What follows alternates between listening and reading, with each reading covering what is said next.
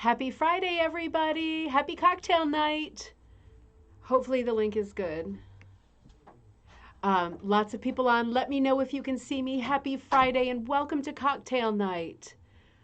We're talking about here whether I have the wrong link up, but hopefully you can see me and hear me. Just give me the thumbs up. Thank you, Heather. Thumbs up on the video too. But just let me know that you can see me and hear me on the link. Yes? Okay. Heather said. I'm not sure. There's a bit of a delay. Let's see. Should be all right, right? Yeah. Okay. Looking good. You can see me and hear me. Thank you, Mom. There's a huge delay. Happy Friday, everybody. Happy Friday. Welcome to cocktail time.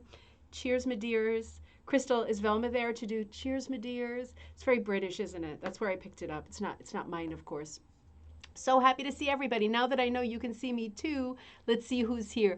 MVG, hello. Welcome and hello. Happy Friday. Joan in Wisconsin, happy Friday. How are you? Cheers. I've got a little plastic cup. It's not very sophisticated, is it? But it works and the kids can't break it. So Martha, happy Friday in Ontario. How are you? Good to see you. I hardly talked to you during Zoom the other day, and I was sad afterward because I like when we chat and figure out what the other one is doing and all that. I'm sorry I skipped all over that. We were just being so silly on Wednesday for our Zoom.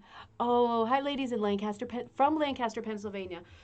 I've been thinking about Pennsylvania so much lately, and part of it is like the Magdalena Ebby Briner stuff, and part of it is just thinking about antiques and all those beautiful rugs that are out there. And then the episode we did on Amish rugs, which I know is not really a thing, but I know that there are Amish rugs and Amish designs, and I would love to sniff around that a little bit more. So I might be headed your way soon. I'm really feeling it lately.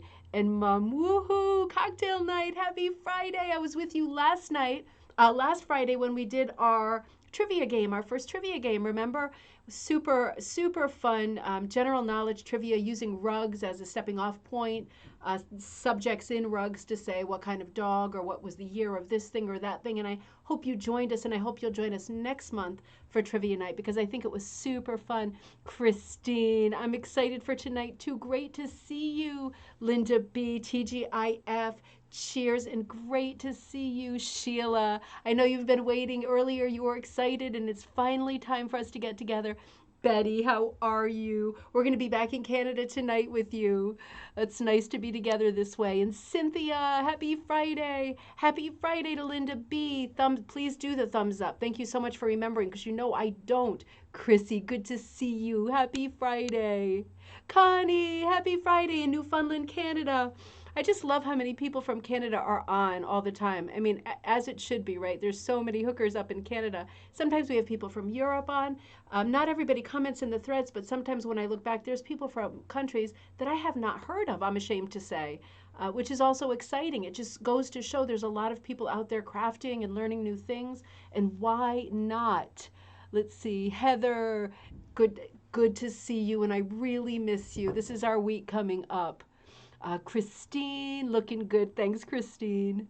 Patricia, happy Friday. Good to see you. Good to see you.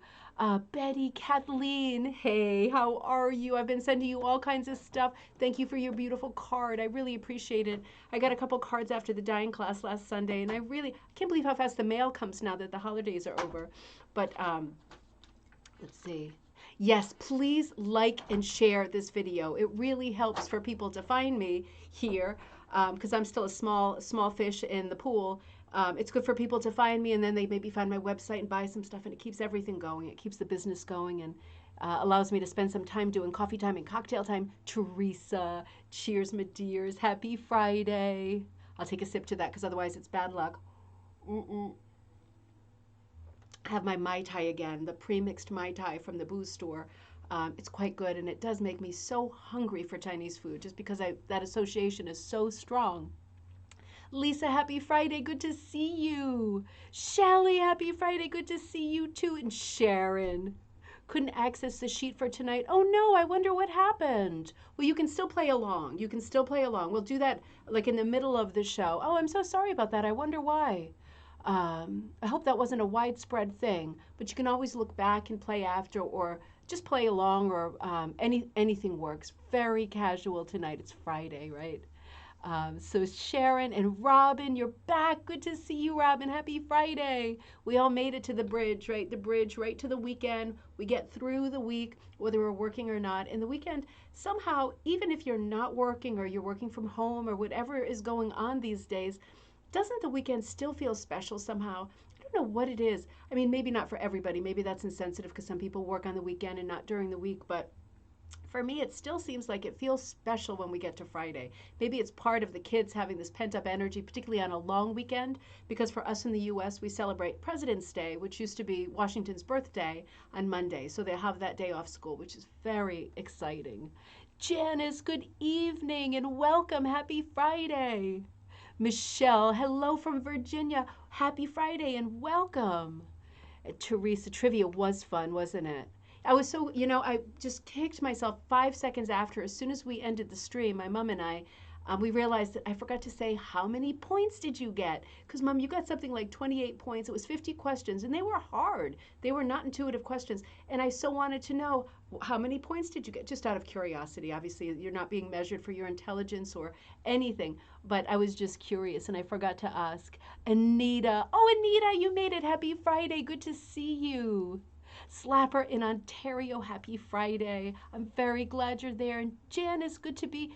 It is a cold, cold night, Janice. It is here too. It's like terribly slippery outside. I came to the studio, as you can see, I was here all day fulfilling orders, and I'm in a really good place with catching up with orders. I have so many things to tell you. Patricia, hi from Massachusetts. You're looking for. Oh, I'm sorry. I'm happy that I can be here smiling for you, but I'm sorry that it was a tough week. It's so hard this time of year, isn't it? I mean, I keep thinking about it being the sort of dead of winter, and February is the hardest month, isn't it? And I think about this often because January, February, it's you get these very very long days. It seems like it's a really long time until spring comes and you're enjoying being outside again and you're not having to bundle up so much and life isn't such a huge schlep. And I keep thinking about people and checking on people. As someone who spent a lot of time in my life being depressed and being on medicine and trying to get better, people who are feeling depressed at this time of year or having different problems or particular problems, it's so important to be tuned in because this is the hardest time of the year. Hopefully, Patricia, you're just having superficial potholes, speed bumps, things like that. But I do think and worry about my friends who I know have also had terrible struggles with depression. This time of year is just hard to push through. It doesn't always look the way it is, does it? It's a hard time of year, so it's great that we can be here with each other and push each other on. Let me finish saying hi because I have something to say along those lines. Great, Anita and Sharon. I noticed this week on the Facebook group, Dad used to call it the month of Mondays, February. It's true. It's hard to get, for me, February is even harder than January. January, you're coming off the kind of thrill of New Year, and your New Year's resolutions are very fresh, and you have all kinds of sort of, you've steeled yourself against the New Year, and you're sure you can do it, and then a month goes by, and it's still the same weather, and it's even colder. It's very unpredictable weather this year in particular. You got Valentine's Day. You got a lot of things that can get people down. So it's so important. You had 7 straight days of 34 in the morning. Not supposed to end till Tuesday. Negative 30. Negative 34. Oh my God. I missed the negative. I think that was like almost a Freudian thing. It's that's cold. That's terribly cold. I'm not competing at all because that wins over anything. Negative 30, anything is terrible. And we are expecting 3 days of snow this coming week, which seems impossible. But if you have orders in with me this weekend, I'm pretty caught up right now. This weekend, doing the huge order I got last weekend. It's huge. And I got another big order during the week, so those 2 are going out. So I will be caught up. So don't worry about me not getting stuff out within a reasonable time. Everything's definitely going out within. I'm at a 5-6 day point at this point with getting orders out, and I'm pretty caught up. But it is going to be another crazy weather week for us here in Connecticut. And what I wanted to say, for those of you that are also on our Facebook page, which is if you're on Facebook and you enjoy Facebook, Rug Cooking and Punch Needle Club, I noticed both today and yesterday, beginners posted pictures of their work that looked so pretty to me, with a super negative tag like, I'm a beginner, this is a picture of what it looks like on the packet, this is a picture of what I did, what am I doing wrong? And that just breaks my heart every time I see that. And I just want to say thank you to everybody who's on that Facebook page, because I can't check as often as I would like to because of busyness.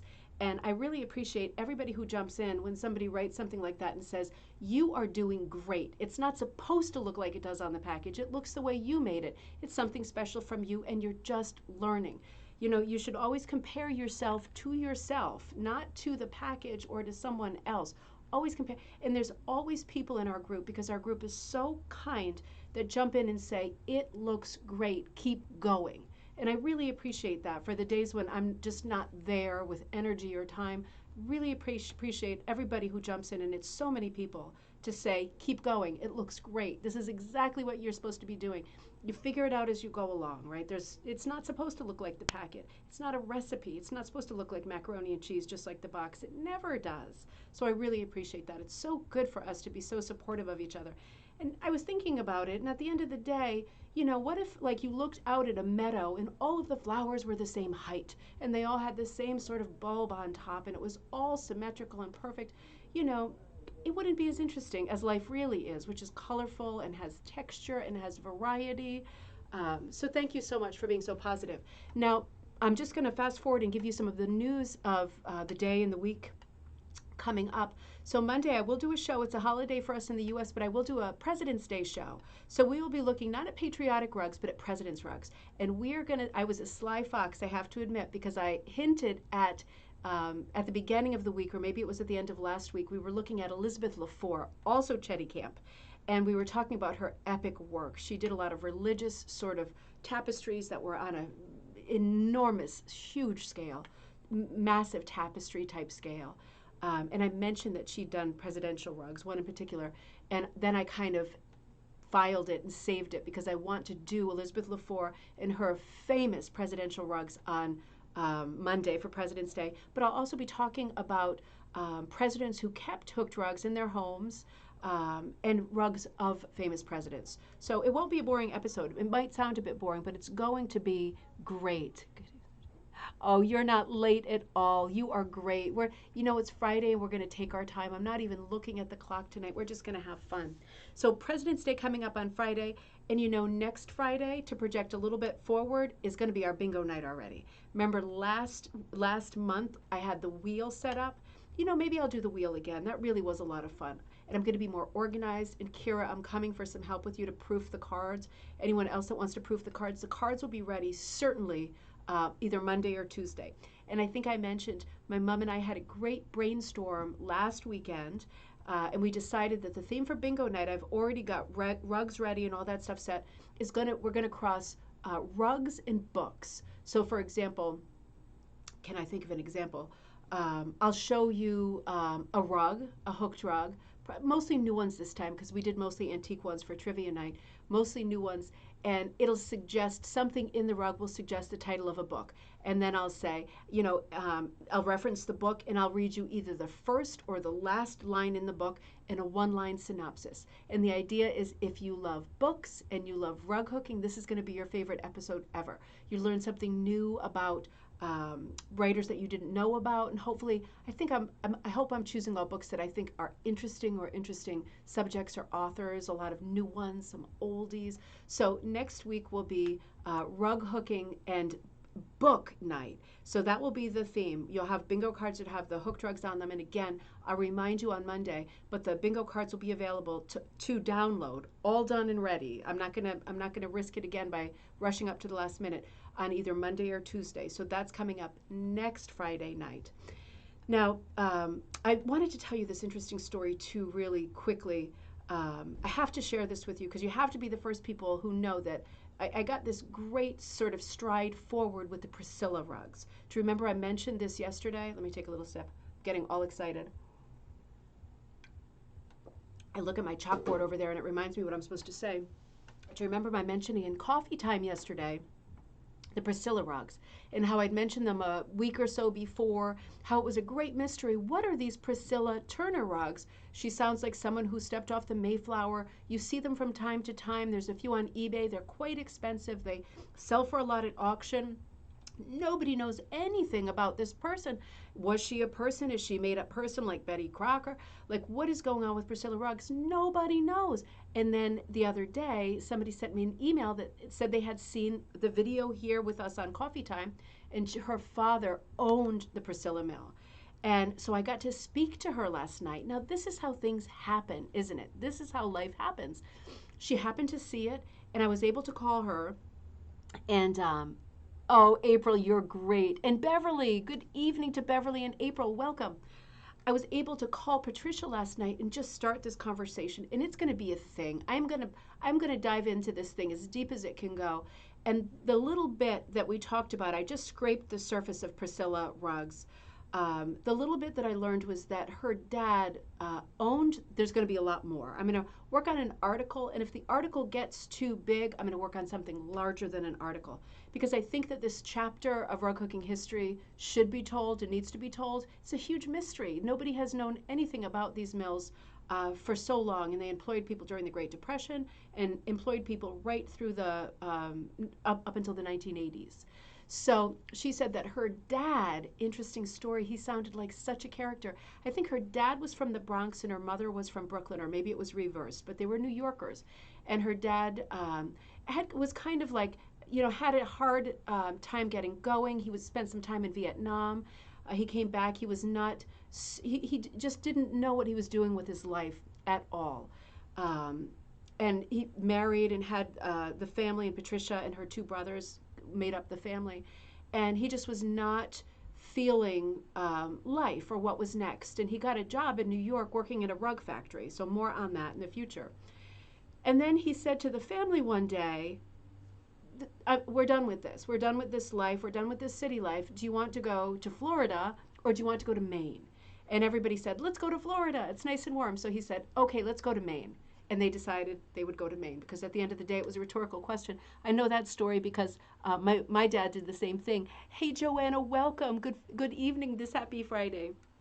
My dad did the same thing, thinking he was Hemingway for a year and moved a whole family of women down to Florida, and it just was not for us. The fire ants, the crocodiles in the pool, the snakes in the bushes. I mean, it's like everything sounds like a metaphor, but it all is there. But so I could really relate to that sentiment. But her dad moved the family up to Maine, this little village, and he got a job as the foreman of the rug factory. And pretty soon after, he bought the rug factory. And it's a great story, and I don't want to spoil it. I'm just giving you the highlights. But he employed something like 30-something people in town, and it was a tiny little town. They moved the operation to Auburn, Maine, because that was in question when we talked about it at Coffee Time. The operation was indeed moved, and she could absolutely confirm that. He was so interesting. He invented a tufting tool for men that worked vertically, and he invented another tufting tool, completely different for women, that worked horizontally, so you could work on like a lap type frame, like a Chetty Camp frame. I thought that was so interesting. He also designed, and he did mostly custom work. He was very creative at the end of the day. He found his niche, he found his calling, and he found his place in life. And he died very young. I think she said 54. And when he died, she said it was in, I think, 1984. She said almost the entire town turned out for the funeral because so many of them worked at the rug mill and loved him so much. He supported them so well with jobs and industry in a town that had nothing else. And he was beloved, and he was a great, it sounds just like Dad, a great hero. And it just sounds like the story of a person who is so different. And the really interesting thing to me, because I also need to speak to Patricia's mother, who's still alive and in her 90s, and hopefully I can speak to the two brothers soon too. But I wondered if her dad ever crossed paths with, and by the way, the dad's rugs, two of them have been in the Oval Office in very prestigious places. So his rugs have been very well known and well received, almost all custom. No pattern book. They were all one of a kinds. So when you see these Priscilla Turner rugs, Priscilla but Turner for Turner, Maine, the town, they are one of a kinds, and that kind of justifies the cost of some of them that you find They are one of a kind. She said there was not a pattern book, and they were not for hooking at home. There were rugs that were manufactured, hand hooked with yarn by the people from this town. And it was really a thing. So much more to say on that subject. But it just goes to show, I mean, I am nobody. I'm just somebody who talks to the computer, and lots of people watch, and I super appreciate it, but I am nobody. And just putting something out there into the world, like, I would like to know more about this, it yielded something fantastic. I sat in my car in the garage, just alone in the dark for quite a while last night, listening to her and asking her questions, because one question sort of begot another question. And I just kept thinking, what a family and what a life they had. And the thing that struck me the most was that she lost her dad so early.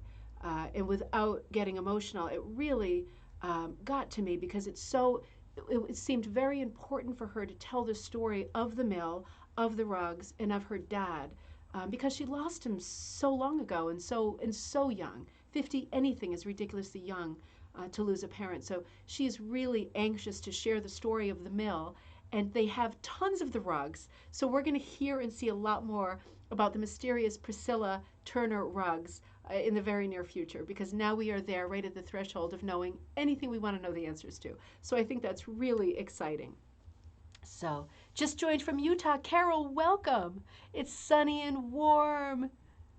Oh, but you're snowbirding in Utah. Well, that is good. You're normally in Wisconsin. Yeah, where it would be terribly Laverne and Shirley cold, right? Schlemiel, Shamal, and all that. But you are snowbirding it, and that sounds good right now, doesn't it? It sounds so good to the rest of us who are so cold. So tonight is a creative episode, and I am going to finish. Let me check the comments. Let's road trip, right, Heather? That's another thing I've been thinking of.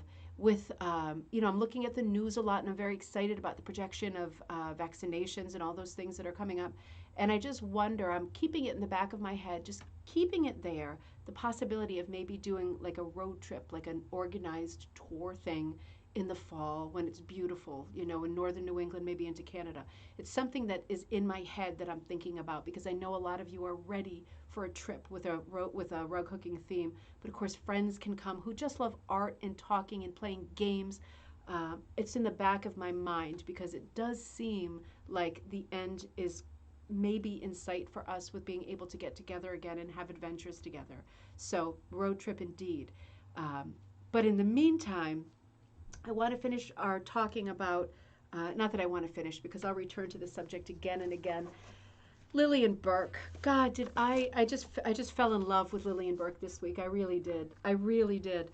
And I'm going to be referencing Chetty Camp again. Crystal, I'm never done with this book. Oh, you love the story of the Priscilla rugs, Martha. It's so good, isn't it? And it just goes to show, wherever you are, even if it seems remote, even if it's not about rugs, you can put a probe out about something you're interested in. Like I did the other day with Newport, Rhode Island, the Historical Society. I wrote to them about Duchess Quamina, because I do that design. Martha, you got that design? The black slave that ended up being the pastry chef and the celebrated chef of Newport in the 1700s with her frosted plum cake. There's so many things to know and learn about your immediate area. Sounds good, Christine. I'm going to hold you to it, because I want you. I really want you there. That would be so good. It would be so good. We'd have so much fun. It used to be when I was a tour guide. Every day when we did our long drives, 2+ hours, we would play bingo like we play bingo now. We would play trivia. I would give them decks of cards I punched holes through the cards and had key rings, and we would play different card games that way. Everybody would get a different hand, and we did animal racing on the bus, on the backs of the seat of the bus, and rolled those big plush dice down the aisle, and everything we did was fun. We would have music times when I would force people to listen to Neil Diamond and Barry Manilow just for a little while, because it was just, moonlight in Vermont, driving through Vermont, autumn in New York, driving through New York. I mean, it's just such happy times. I would love to do some of that stuff with you and link in a bunch of rug hooking places and punch needle places and little museums and places that would be interesting for us. I think it would be great. So thinking about Lillian Burke, I just want to pull the frame back a little bit. For those of you that are just joining us, this week and last week we were talking about Chetty Camp, Canada. It's a community that is very well known for rugs to this day, a very strong sort of heritage of rug hooking that began as a sort of economic charity is definitely the wrong word, but people started making rugs to supplement the income of fishermen who were having a very tough and unpredictable life. And in many parts of Canada, in northern New England, and I'm sure many places in the world, it's very nice when an industry can be tapped into where there's talent and interest, and people can make, and by people I mean women, supplementary income to support or help the household out. And this happened with the Grenfell rugs, and we covered that earlier, and I'm sure we'll return to the silk mat, stocking mats again in the future. But we've been talking about Chetty Camp, and the name that comes up with Chetty Camp is Lillian Burke, because she is the person who ended up going and starting a community there where people were actually making money, not bartering, not making horrible trades, Betty, right? Betty said that it was your grandmother, right, Betty, that made a trade for linoleum, a beautiful hand-hooked rug that I'm sure took forever to do, that was much different quality than linoleum. This is the kind of trap a lot of women were falling into. And until Lillian Burke gets to Chetty Camp, and this is what we talked about this past week on Coffee Time, women will not be making money. They will not be making cash. They will be making terrible trades. That's subjective, right? Maybe some people want linoleum, or they want trinkets for the house and salt and pepper shakers or whatever. But at the end of the day, when you do work as fine as the women were doing, because these were trained people who had been making rugs for years, they just hadn't been getting paid for them. It was really important to make a shape out of that was a system where you make the rugs, I take the rugs, I sell the rugs, I give you the money. That is the system, and that's how it's going to work. And it really changed the lives of people that were there. So we have been spending time in Chetty Camp. It sounds amazing, right? Taking trips. Oh, it sounds good. But I'm going to flash to this. I'm going to start with this book here, The Story of Lillian Burke. So this is available on Amazon. I'm showing you the cover of the book and the author, Edward Langille. This is honestly, you must get this book. This is honestly one of the greatest books I've ever read. I haven't read it word for word yet. I'm going through it quickly so we can, do coffee times and enjoy the highlights. But he makes some amazing points in this book, and that's what I want to do tonight before we get to our creative part.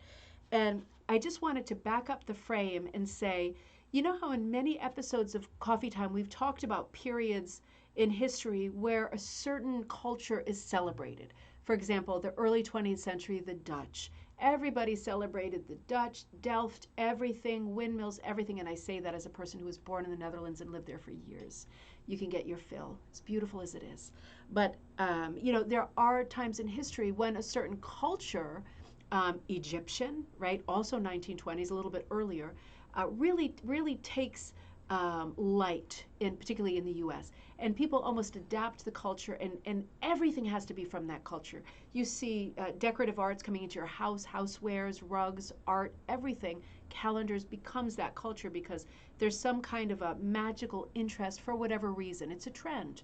Now, Canada has been that many times in history, but during the time when rug hooking is taking off and Lillian Burke is heading to Canada to start this whole project at Chetty Camp, this is one of the times in history where Canada is very much idealized.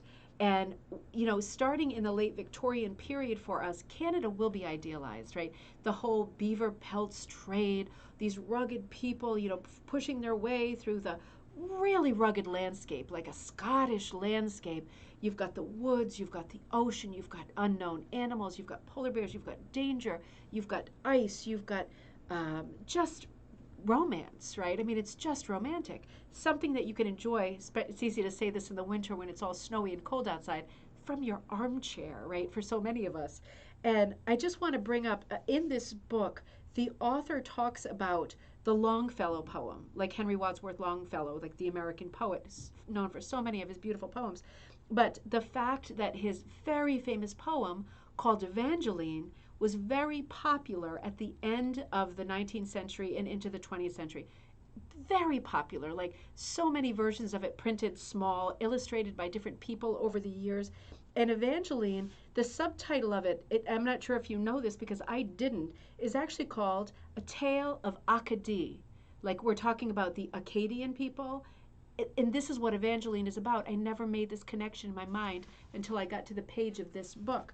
And I just want to read you because this is part of why people want to travel to Canada and pick up rugs and souvenirs and whatever they can pick up and sort of collect and own a part of the culture, because this is how they feel about Canada. I'm going to read you what Longfellow wrote way back when, in the 19th century, when he wrote Evangeline, A Tale of Acadie.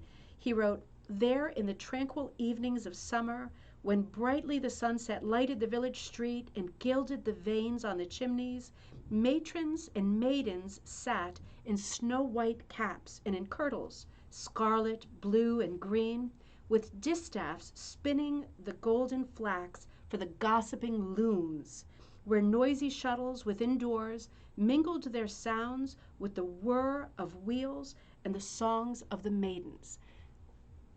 Longfellow, right? You cannot get enough of Longfellow.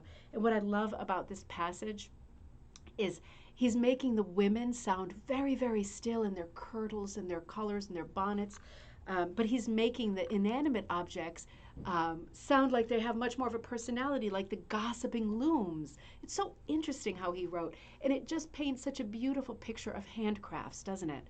So I wanted to just start there because reading poems like that is what gives people the fire and ignites that spark to go, I'm going to Canada and I want to buy some of the handcrafts that people make.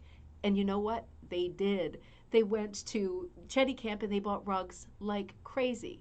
They went to other parts of Canada. They bought paintings by Maud Lewis. We're going to do that next week too. They bought Grenfell rugs. They bought Canada. Anything Canada could produce was like a commodity that was more than fair to return for money, right? If you could buy a souvenir, it was worth so much more to you because you own part of that beautiful culture, part of the story about the maidens and the kirtles and the gossiping looms. So who wouldn't want that? But that is what, those kinds of stories and that kind of writing is what will romance Canada and bring people to Canada. Tons of tourists at this time. And this is why it's very ripe for Lillian Burke to be there. I gotta have my Mai Tai, right? I hope you're having your sips too. So let's start here tonight. And let's talk about Lillian Burke, because the main thing, and we've said this before, and I need to say it again, is that she was an artist. She was trained. This is what she did. She went to school so long and so many times for art.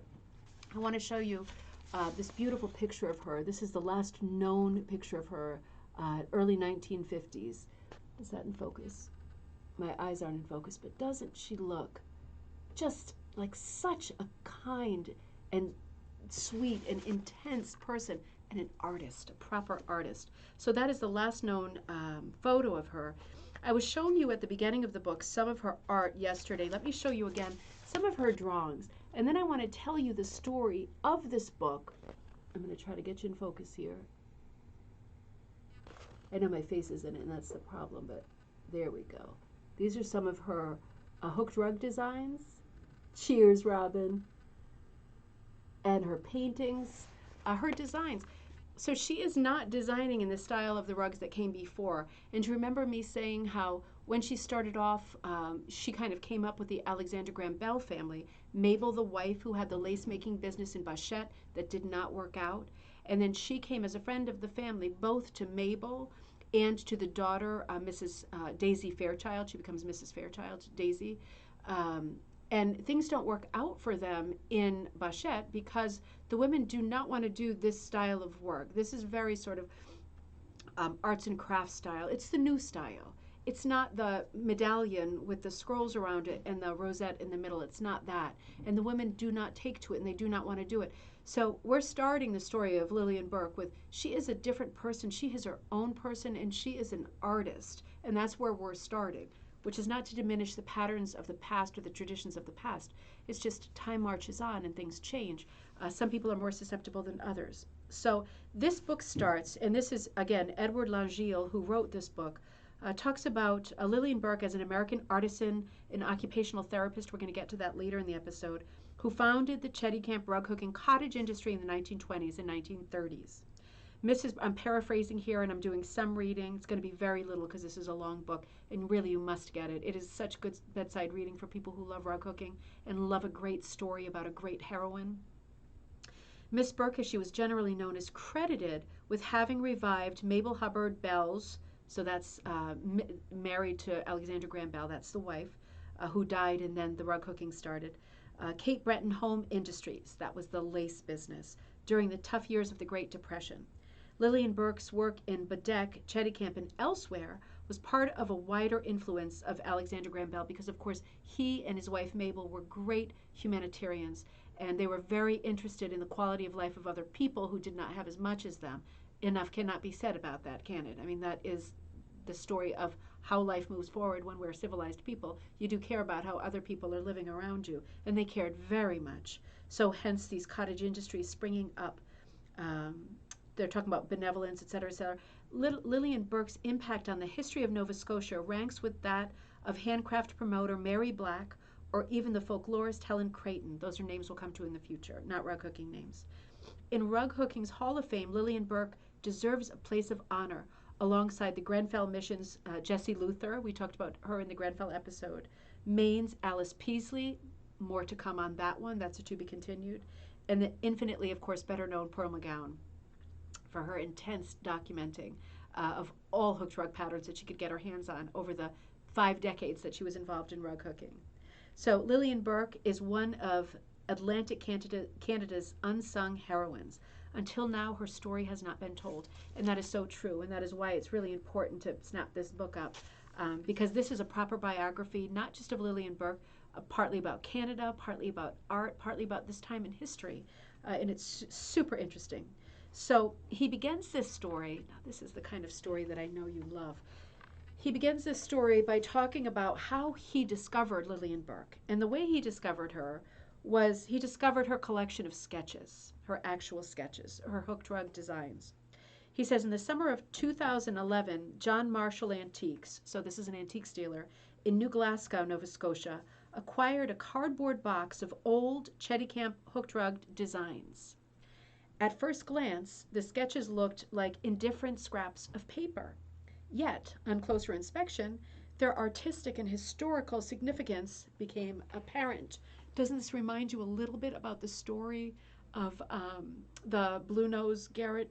Remember the couple going down into the basement of the old factory and finding scraps of paper and realizing that they were some designs, and we never figured out, I think we did figure out in the end, they were the lantern designs, but it's that same kind of story of finding these drawings and where do they come from and who do they belong to and what part in history do they play, because they're fine.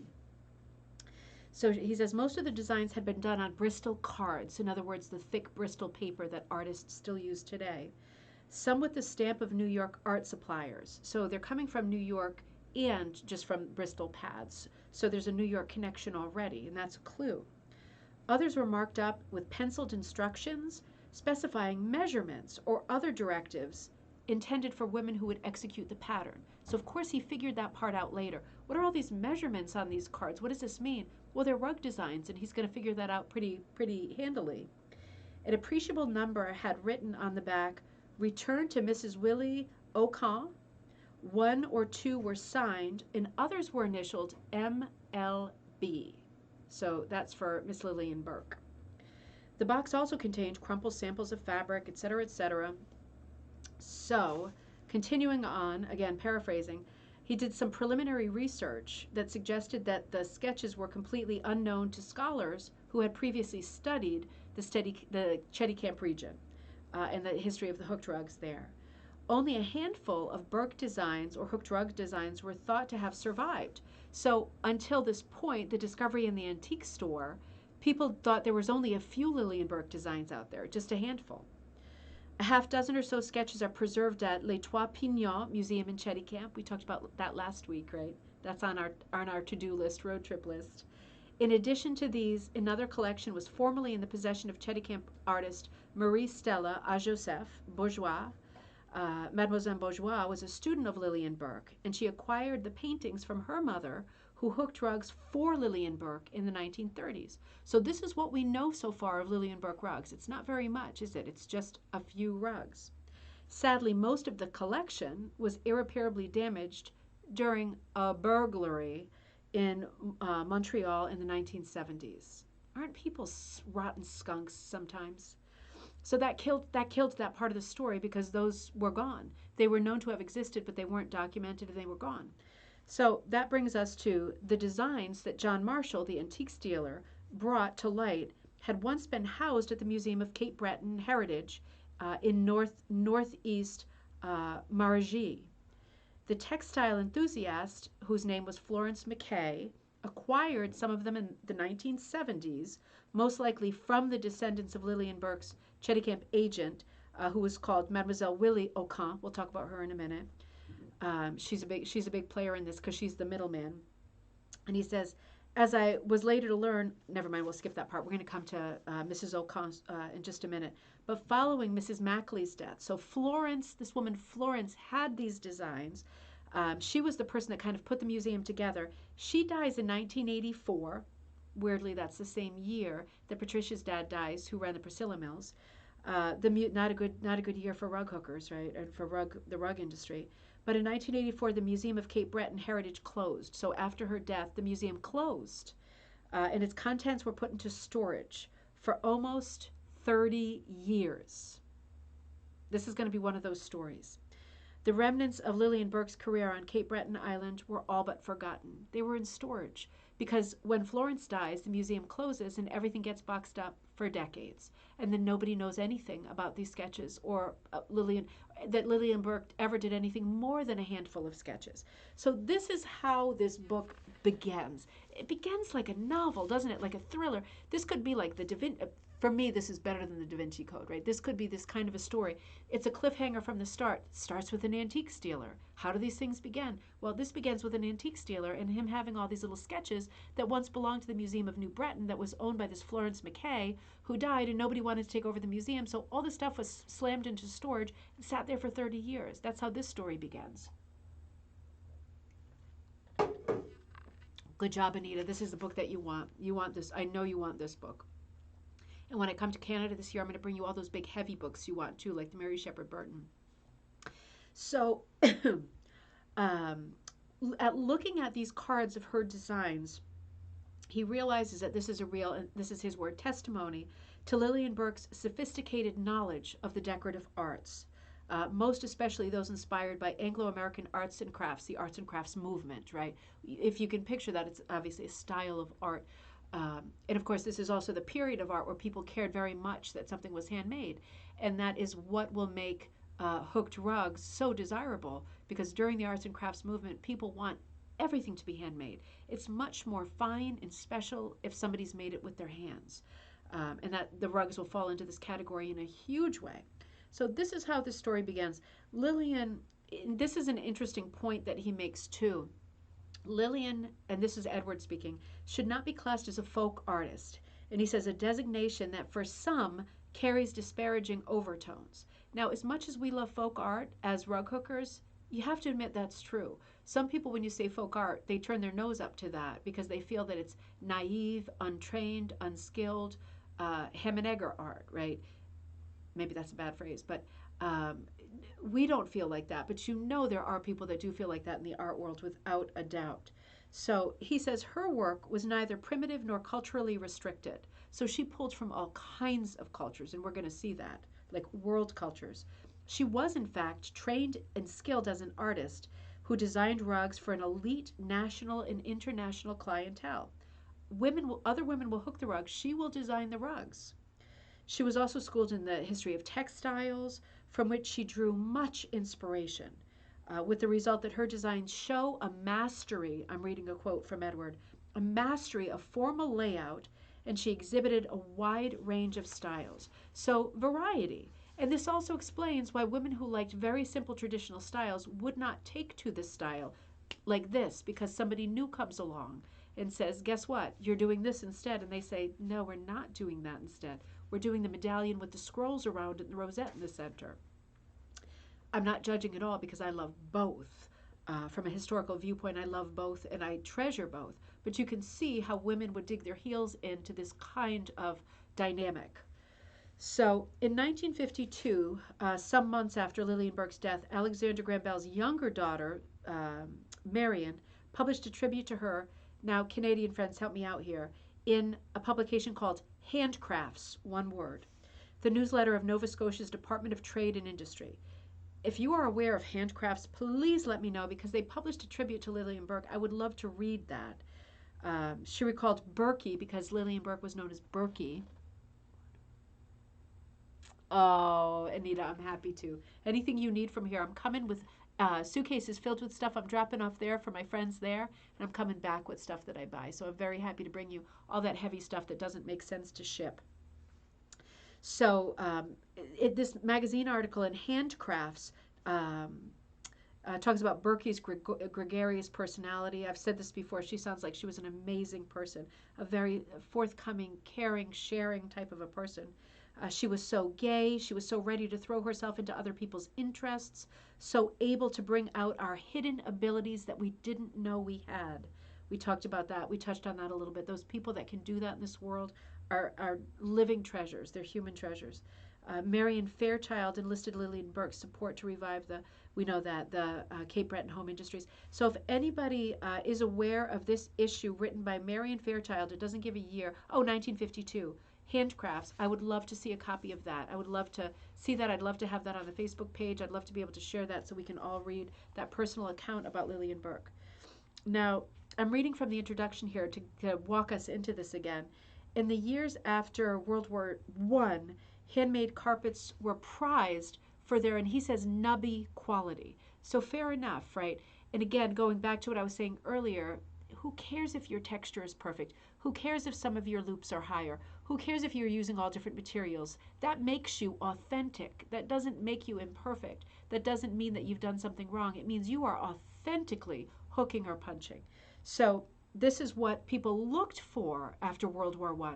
Things that were imperfect. They didn't want something that looked like it came from off a loom in some machine paradise in Eastern Europe. They wanted something that was nubby, that had homespun sort of charm, arts and crafts movement.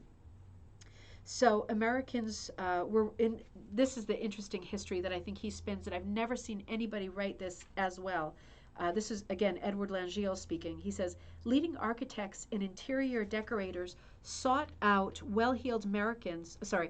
sought out fine hooked mats for their discriminating client. And by the mid-1920s, well-heeled Americans, meaning wealthy, were in the grips of something akin to hooked rug mania. Don't you wish you were there for that? Oh, it was not long before the working of the law of supply and demand was really felt. In other words, people could not make rugs quick enough. The demand was so strong and powerful, people could not hook rugs quick enough. A 1927 advertisement for Elizabeth Waugh's hooked rug shop in Provincetown, Massachusetts, one of my favorite places on Cape Cod, sought to excite customers by warning, no doubt accurately, that fine and beautiful specimens are becoming very scarce and rapidly increasing in value since their decorative suitability for the American home is unquestioned. Don't I want to know more about Elizabeth Waugh's rug hooking store in Provincetown, Massachusetts, which is the very tip of Cape Cod, the furthest land point out toward Europe. With the growth of motor tourism, now isn't that a good point? As soon as people had cars, they could travel to Provincetown, they could travel to Canada, they could travel wherever they wanted to snap up handmade rugs. They could keep them or they could flip them and sell them to the clientele. It was a ready market. It was a ready market. They knew they could sell them. So the motor tourism with exploring for hooked rugs became a fashionable pastime, and in due course, Nova Scotia became a prime hooked rug mat destination. Understandably so, right? Meanwhile, retail outlets like the Hooked Rug Shop, otherwise known as Ralph Burnham's Hooked Rug Gallery in Ipswich, Massachusetts. I'm not going to harp on that because we've talked about Ralph Burnham so much. There's so much more to say. We have to go there. We have to go to Ipswich because you're going to love Ipswich. One of our great houses is there, Cogswell Grant, with one of the greatest collection of hooked rugs you've ever seen in your life. We have to go together. But Ralph Burnham, a name that you know already, in Ipswich, Mass., sprang up throughout New England and elsewhere. So hooked rug shops everywhere, and not just hooked rug shops, antique dealers handling hooked rugs, because that's what Ralph Burnham was, wasn't it? Antique dealers who are realizing that hooked rugs have value.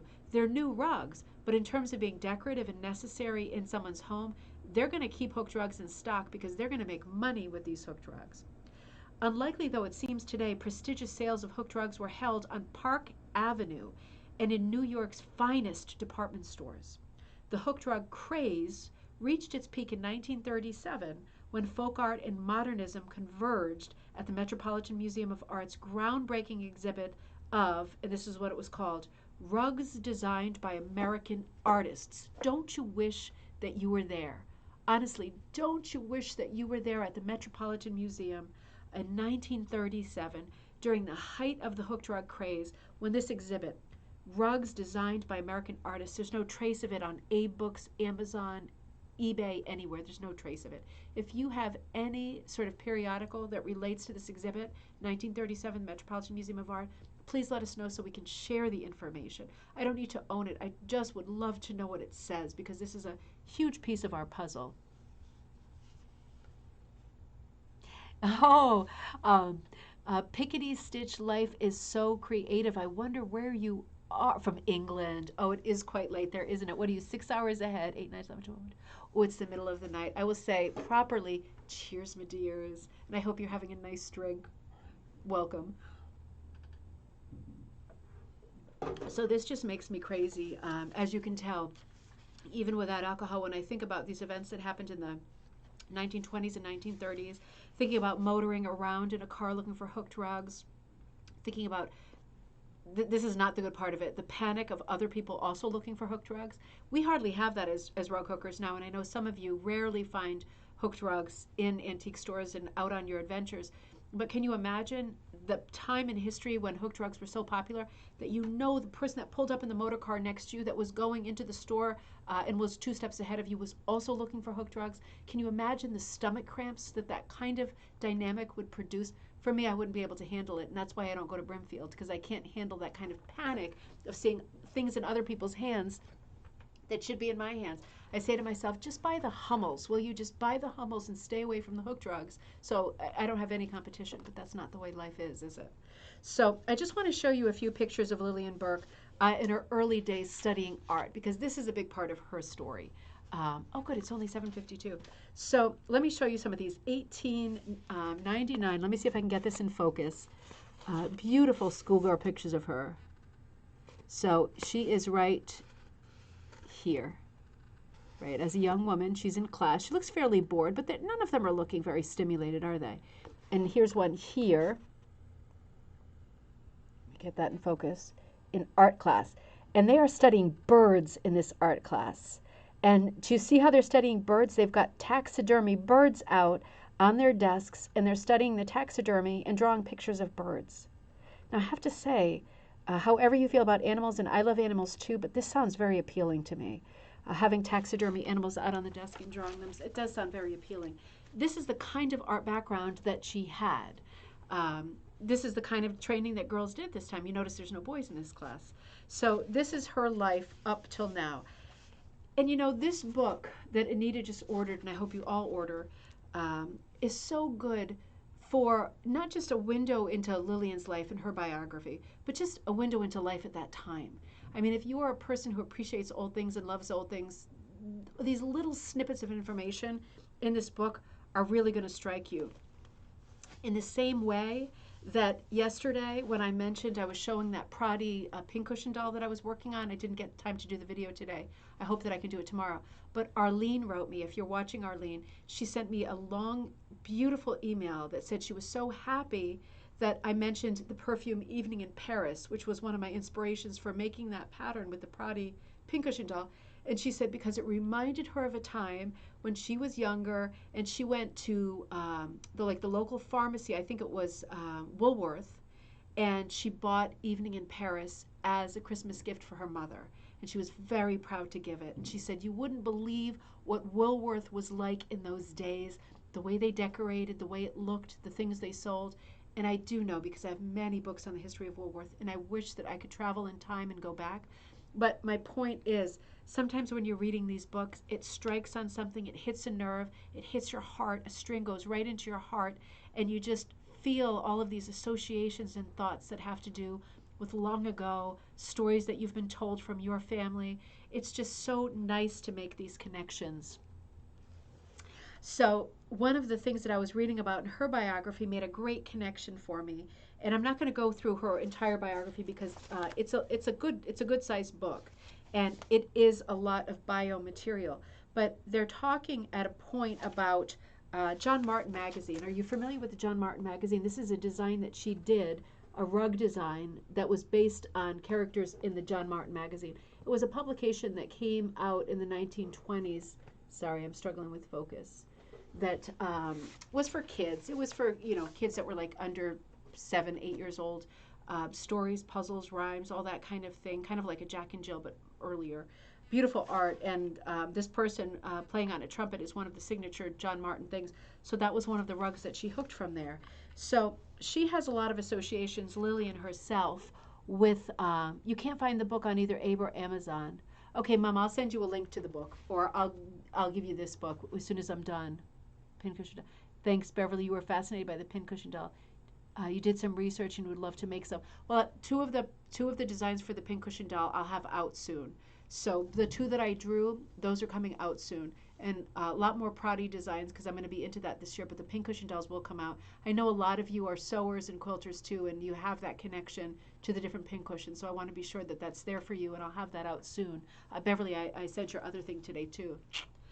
So one of the things that was important to Lillian as she was growing up in these years of taxidermy birds is she was very interested in amateur dramatics and theatricals at school.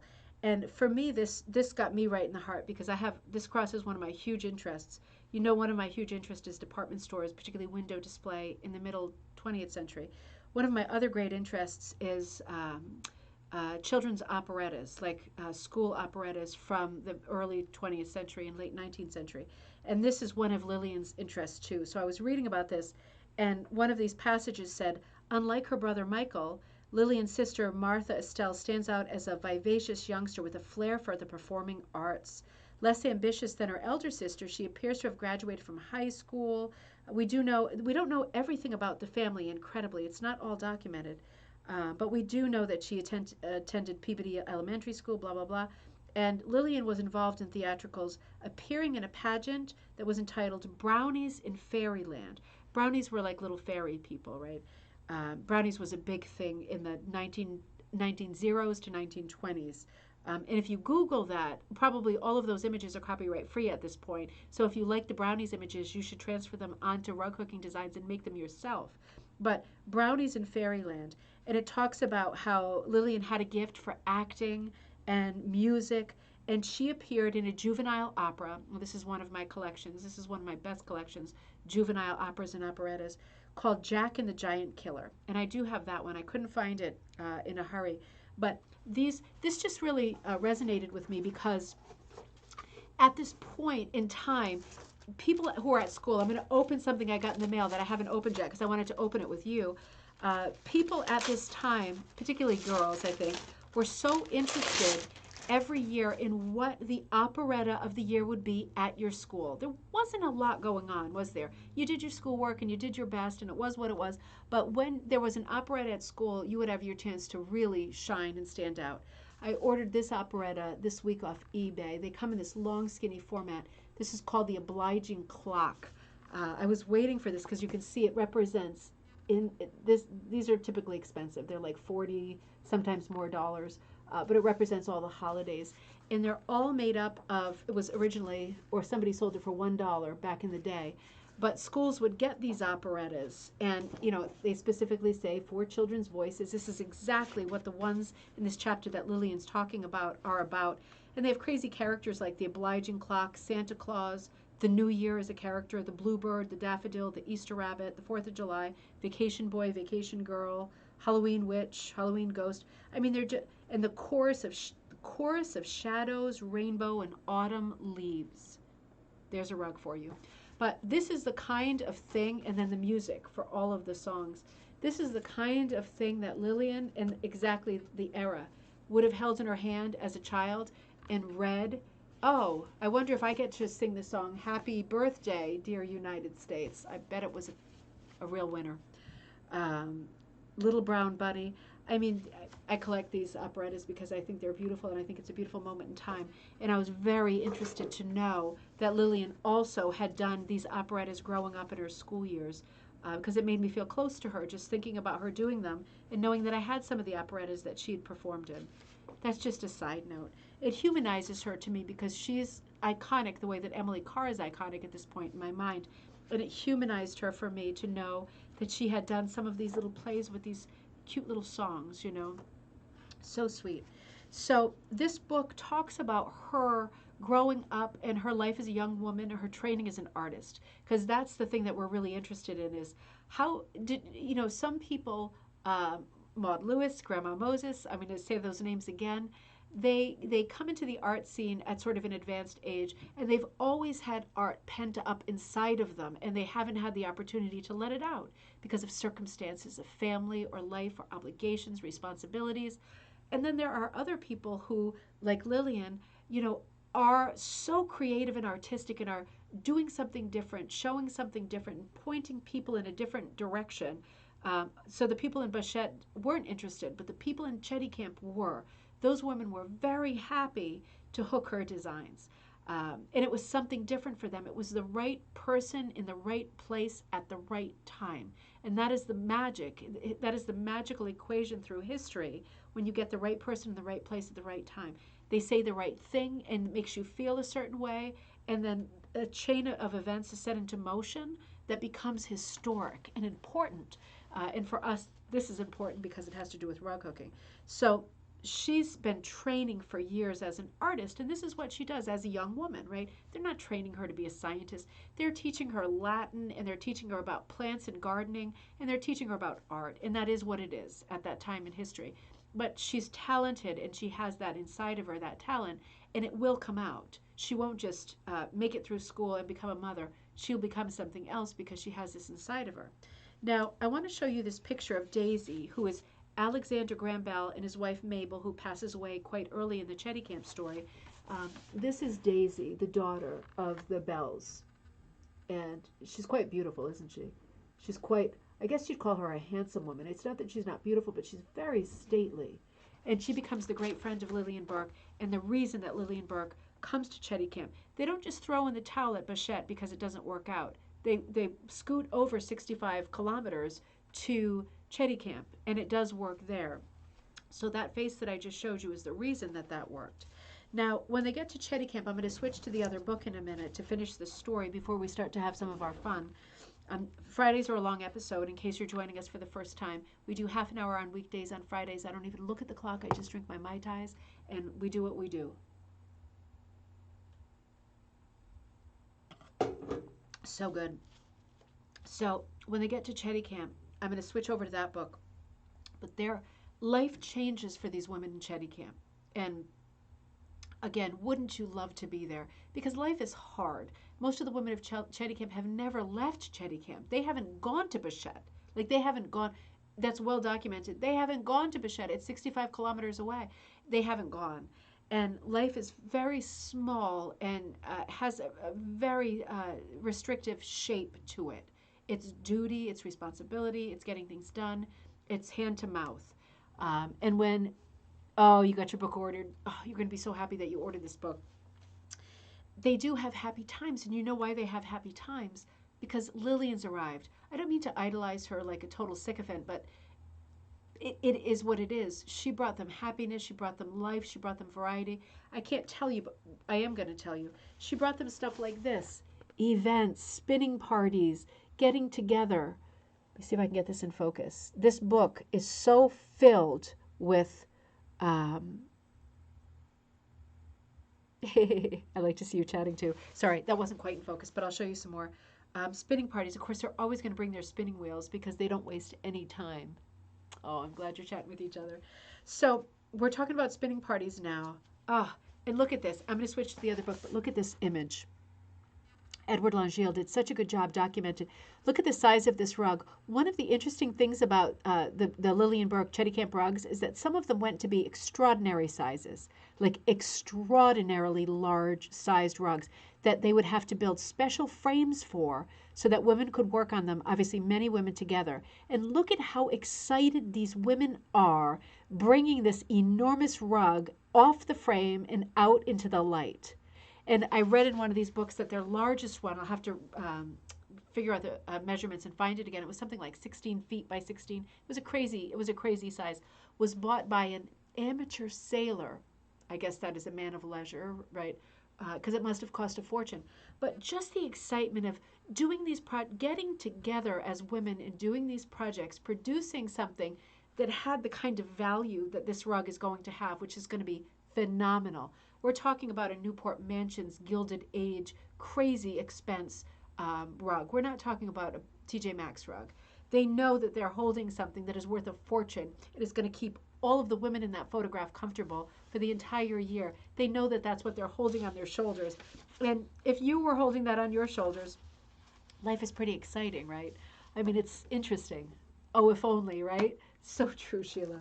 So let me hop back in here for now. I'm going to come back to the Chetty Camp book because there were some interesting things in here that I wanted to talk about just to tie up this story. Now, of course, in these days in Chetty Camp, most homes did not have, oh, it's Tower of Books. Most houses did not have running water. So that's going to be a problem because they're doing dyeing. Remember, they're doing dyes, and there was the question of Lillian brought the new dyes over, the German dyes, and they were using the diamond dyes, and they made the switch, and they switched to sulfuric acid, and there was all kinds of accidents with burning holes and things. Like a canvas, one woman said she used too much sulfuric acid, and in the morning she had hooked a ton during the day, and in the morning all of the scraps were on the floor, like all of the strips were on the floor, and it was because the strips were so filled with acid that they ate through the backing, which was like burlap or hessian, and there was a huge hole, and they just dropped to the floor. And she had worked long enough on the rug that she repaired it, but that was one of the downfalls of sulfuric acid, was that it was too strong, right? We use citric acid now. But they were still experimenting and figuring it out as they went along. Beverly, you do spin, don't you? I forgot about that. It is very meditative, isn't it? Hopefully that's one of my next things because I keep hearing great things about spinning. So in the days when there were no running water during this summer, again, try to picture this because this is just heaven. This is just heaven. Up there in Chetty Camp, no running water. That part's not heaven. The women during the summer would go to the river or to the brook to dye the wool, right? This is like a daily project. The necessary materials, meaning the wool, the acid, the vats, and the wood for making the fire, to make the heat to set the dye, had to be transported to the site that they chose along the river or the brook. And everything in the early, early morning was loaded into a cart, like a horse cart, and was drove by the men. The men would load the carts for the women, drive everything in the early, early morning out to the river, to where the women were meeting that day, and put everything down for them, and the women would start the fire, and they would bring their own spinning wheels so that they didn't waste time while the water was heating up, and they would do all of their dyeing at the river. So you can imagine how exciting these days were in the summer when it was comfortable and the men were driving you down to the water, and you brought your spinning wheel and you brought all your supplies and you were getting ready to work on your rug. When the water reached the right temperature, they would dye the wool, and after that, they hung it on a nearby fence or branches of trees. But this is a not high quality picture, but another beautiful picture, like the one I just showed you, of the women down by the river. Why do I struggle so much with this? It's just not fair. There we go. With their spinning wheels, waiting for the water to heat up, and they're going to do some dyeing when it does. Isn't that a picture? I mean, that is such a pretty picture, isn't it? I know you can picture that. The women who dyed the wool kept the solution in bottles, which they made sure was out of the reach of the children, because of course it contained sulfuric acid. I won't go into that because there's a chapter of some stories that are kind of nice, but also a bit frightening about the damage that sulfuric acid did in people's houses. Nobody died, no children died, but there was a lot of damage. So then the Chetty Camp book goes to, in New York, Miss Burke opened a studio. Now we mentioned that on yesterday, that she established a studio both in Bachette, the town with the lace making that didn't work out as a rug hooking sort of center for her, but she opened a gallery there, and she opened a gallery in New York, where she was from, and she was selling rugs in both, and this was a full-time job for her. She spent all of her time, I'm reading from the Chetty Camp book now, she spent all of her time finding buyers for her rugs and stamping designs. The stamping of the smaller rugs was left to Mrs. O'Con. Now, Mrs. O'Con is the woman who I mentioned yesterday at coffee time. She owned a restaurant, and because of that, she was very bilingual. She was very good with language, and she became the middleman. So Lillian made 10%, Mrs. O'Con made 10%, and she would be the person who would visit people's houses, and she was very well known in the community, very warmly welcomed, and she did all of the business deals while Lillian and Daisy were not in Canada, because they were not in Canada year-round. So she would go and do all of that, and then she would gather all the rugs together and send them to Lillian, and they would either go to Bachette or they would go to New York City, and women would live in fear that their rug would be returned, because that's cash and it's already done. You've already done the work. You would live in fear that your rug would be returned, because you would be paid by the square foot. And it would be a lot of money for you. It would be your winter money. It would be the difference between comfort or not. And it's interesting because there's so many, I'm looking at this book again, there's so many nice anecdotes in this book about how all winter long women lived in fear that Miss Burke would return a rug. That was just a constant source of tension and stress. And there's a really funny anecdote that says at one time there were no telephones in Chetty Camp, and so news was transmitted only by word of mouth on the church steps. Women would turn up to church 10 minutes early to get all the news about what was going on. And of course, those would be 10 suspenseful minutes, because you would not want to hear from someone else that rugs were being returned or that whole thing was, happening. So women turned up 10 minutes early, and this one man, Willie, says to his wife, he's coming from some other place, I guess. I have some very bad news for you. I really don't know how to begin. And that's a quote. I really don't know how to begin. And she goes, oh my God, I know it. The rug's been returned. And she's just beside herself. And he says, no, actually, I just heard that your father died overnight, which is obviously much worse. But it just goes to show how preoccupied and worried women were that their rugs would be returned, because to them that was cash that was already in the bank. It's like if you've seen Christmas Vacation, Clark Griswold builds a pool before he has the money from his Christmas bonus. It's not a good frame of mind. It's not a good place to be. So they're super worried that the rugs are going to be returned. And it turns out, unfortunately, it's much more serious than she thought. Her father had died during the night. But a few weeks later, consolation prize, much to her great joy, she received cash for her rug. So bad news was they spun for rug hooking. They didn't, Janice, in Chetty Camp, they didn't spin for rug hooking. Some women did, but it seemed like this book earlier said, in general, it made more sense for them to, actually, now I'm second guessing myself.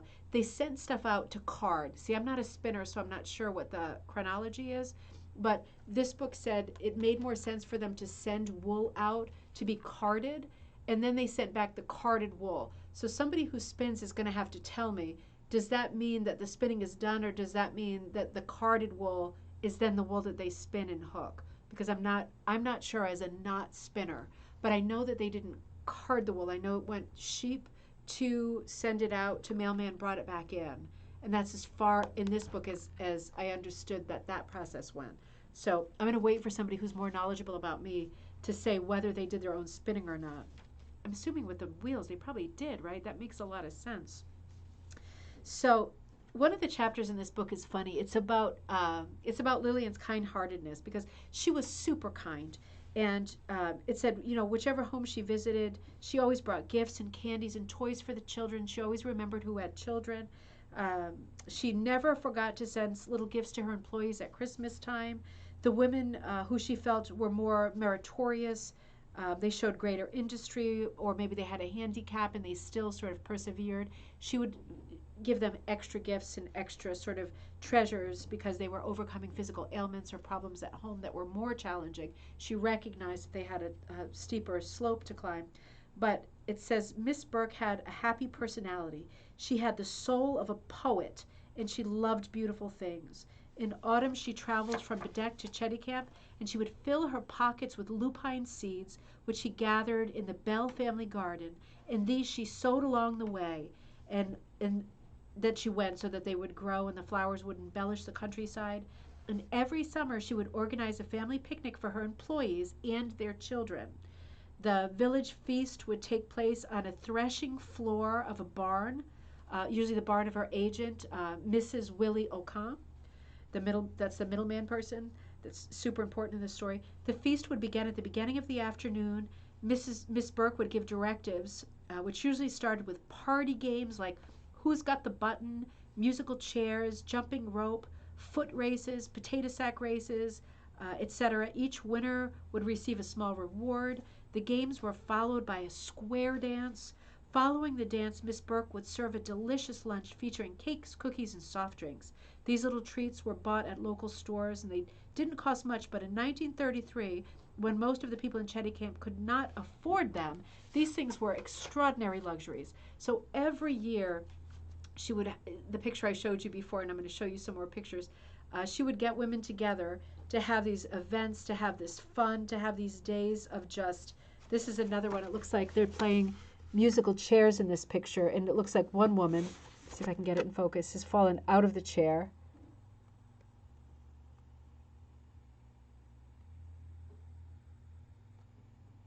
God, isn't that annoying? Isn't that crazy that that's not coming into focus? Honestly, there we go.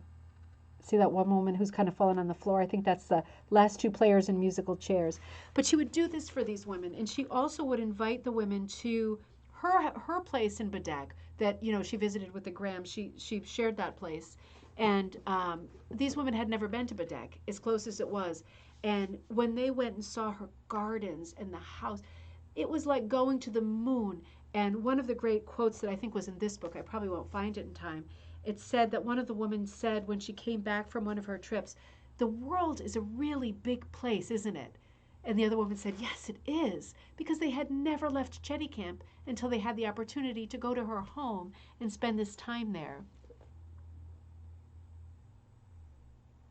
Yeah, in Chetty Camp, they only hooked with yarn. They didn't hook with wool strips. That's okay. It's super late for you. You can always watch later, of course, but yeah, it's super late for you in England. I'm very glad you tuned in.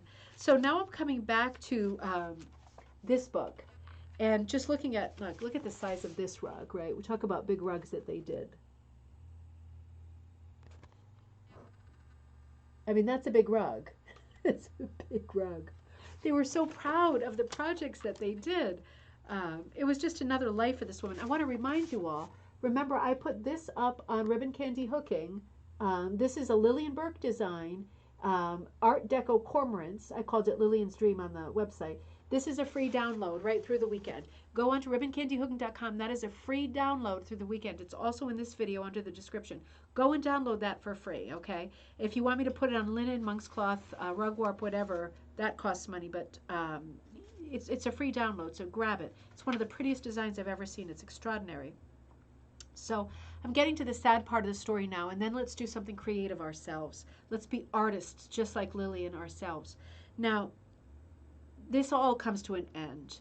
I wanted to read this first so that I didn't choke myself up. I'm going to try not to choke myself up because this is, I got super sad reading this when I was reading it, but all good things come to an end, right?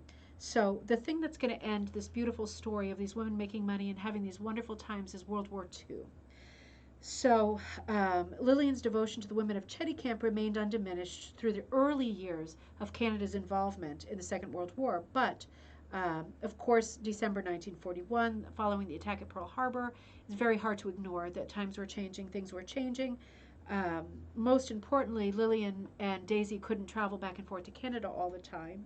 And not only could they not travel back and forth to Canada, tourists were not traveling at all. Men were fighting the war. People were not traveling for recreation. And during these war years, nothing was happening. All of the shows where people, the rugs would come and be in shows and in the shops, and the large rugs were for the wealthy, Sheila. They were for the ultra uber wealthy. I would love to track down where some of them are. That I don't know, and it might be in this book. I maybe haven't gotten there yet, but they would have been for the extraordinarily wealthy, like the amateur boatsman, whoever he is, an amateur sailor. Guessing he had a lot of extra money because he bought one of the big ones, but the biggest one I think that they made. But during the war years, people are not traveling at all. So obviously, there's not going to be a market. The gallery is not going to be selling um, rugs to people because people are not visiting New York either. And the whole thing it stops. It comes to a terrible standstill. Lillian Swan's song she expressed beautifully by saying, "The artistry of this group of French women is outstanding, and it is to be hoped that they can sufficiently keep busy so that their skill can be carefully developed during a period of many years and will not be forgotten." So at this point, she is not able to get the rugs. She's not able to sell the rugs. There's nobody buying. There's nobody traveling. And she's basically saying, I hope that these very talented women in Canada are going to continue plying their art and that they are going to do well. But she herself knows that for her part, her involvement is over. The war is going to go on for quite a few years, and that is clear. So for the time being, it's over. Now, this will be the time that the drawings go into lockup, and then they're found by Florence Mackay, and then they go into the museum, and then they're dead for 30 years, right? So this is that time. It is over at this point, and super sad. So Lillian, being a great sort of humanitarian herself, she also had training in psychology and like therapy, like art therapy, what we would now call art therapy. They didn't call it that then. They called it psychiatric therapy and of different kinds, experimental. But she got a job at the Psychiatric Institute in New York, and this is what the building looked like in those days. She got a job there. Of course, she's probably volunteering there, but she gets a job there with all the skills that she had, and she did have the background for it. It's a state mental hospital in Brooklyn, and she works with people there doing occupational therapy, art therapy. Other people are doing musical therapy. She's working with veterans, people who have come home from the war, people with physical problems and crazy handicaps and losses of body parts, of course. A lot of mental problems, a lot of people with motor skill problems that are profound, a lot of people who have intense physical pain and are in need of distraction and relief from pain. These are the people she's working with at the end of her life. When peace came on August 14th, 1945, with the surrender of Japan, a feeling of jubilation was felt through the world. And in New York City, rapturous crowds poured out of office blocks and into the streets. Remember the famous photo of the sailor kissing a nurse? From this point on, so this marks the end of the war, but Lillian is now not doing well herself. 1946, because of course the war ends in 1945. She spends her annual summer holiday in Bedeck. She goes one time for a visit. She's in her late 60s now. It's very, very hot. She's physically not doing well. This is the year that photo I showed you at the beginning was taken. She celebrates her 70th birthday. Her family comes from all over the place. Her niece, of course, she never married or had children. Her niece, her two grandnephews traveled to New York, where she was, New York City, from Virginia. Beautiful autumn trip that they came. The nephew, he remembers most that South Pacific had just opened the musical, and they went there together to see that. At the end of the decade, the Department of Occupational Therapy, the psychiatric ward, blah, blah, blah, designed, sorry, just talking about how Lillian closed up her job there and what an impact she had at the psychiatric ward, helping so many veterans through that, and what a tough thing that must have been on her. And it talks about, at the very end, in 1951, a puppet show that they did, which harks back to this kind of thing. Lillian prepared a Halloween puppet show. The group wrote, everybody that was working on it wrote a sort of verse script and poetry, and constructed all the poets, and they did this great little stage play. And later in January, right after Halloween, she suffered a stroke. She was unable to work. She convalesced for a little while. and then she died in 1952, spring of 1952, of a cerebral hemorrhage. So it's super, super sad, but what a life she had. I mean, what a lot of relief and happiness and joy she brought to people in Chetty Camp. And then when she couldn't do that anymore, she worked at the psychiatric hospital, and she was a great, I'm sure, inspiration and help to the people who really needed her there. And it's the end of a really heavy, busy life. You hope that you're busy like this.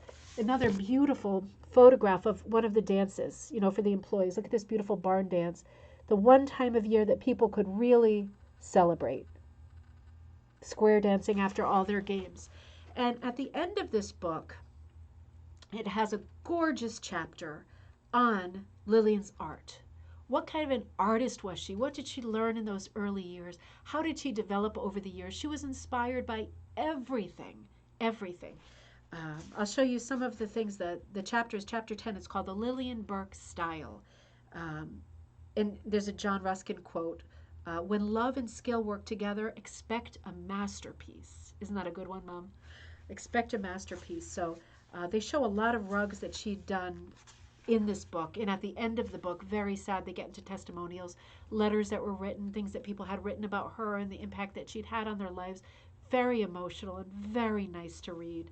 Not for reading now because I won't be able to make it through. But if you get this book, you can enjoy reading all those letters and all those very personal things that people wrote to her, about her, and also from her to other people. That was so encouraging. But this chapter is all about her art and what she was inspired by. She was inspired by the ocean. She was inspired by, over here, sort of Art Deco. She was inspired by everything. This is a Chinese style hooked rug. I'll show you it again.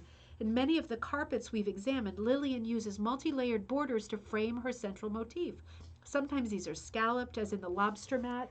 This is the lobster mat. You can see just the hint of scalloping on the edge of the cover, as in the lobster mat. But most often she contrasts with a thick border with a delicate one picked out against a light background, because remember, she loves the light colors. The reindeer rug is especially remarkable for its intricate swastika border, and remember that at this time the swastika was a symbol of peace. Later it says purloined and sinister use, but in the lighter Greek key design. So this rug design, this is one of her paintings for a rug design, and these are reindeer in the center. This is a Chinese designed rug with a simple border, and then the two inner borders, very different. This is not a medallion rug with scrolls and rosettes, is it? This is the reindeer rug that they're talking about. And of course her birds, which look like the one that this isn't the Art Deco Cormorants that I put on for you for this weekend, but she did a lot of stuff like that. She was inspired by every culture, by everything she saw inspired her and gave her an idea for creating something new and original. And I did not know her, but the impression that I get from her is that she was bold and she was brave, and she probably didn't question, is the reindeer design the best rug hooking design that's ever been made? She probably didn't even question that. She just thought, I'm interested in Chinese art. I'm interested in reindeer, right? They're local to where we are in Chetty Camp. I'm going to make a design like this, and I'm going to surround it by the symbol of peace, which was the swastika at the time. And she just went for it. So tonight, with our last minutes of the show, I want you to go for it. We always talk about design, we always talk about composition, and people just back up from it and say, I'm not an artist, so I'm not going to be good at designing my own rug. You are an artist. And like Lillian in her lifetime of drawing taxidermy birds, everything that she saw, everything that she experienced, she rolled into her designs for carpets. You have a lifetime of experiences too, no matter what your age, no matter whether you've ever been trained, whether you've ever picked up anything. You've got a lifetime of experiences too that can be translated into design. So you might as well get started. And let's get started together now. So I want to play a little game. Get out if you printed out the sheets, I gave you one sheet with a bunch of sort of stencil designs that I drew that are yours, that you can use, that are absolutely yours. You can play with them all you want.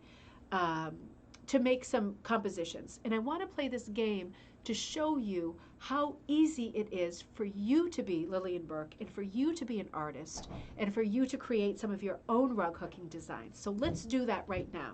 Now, this game, Janice, you are an artist. That's the thing. You are an artist.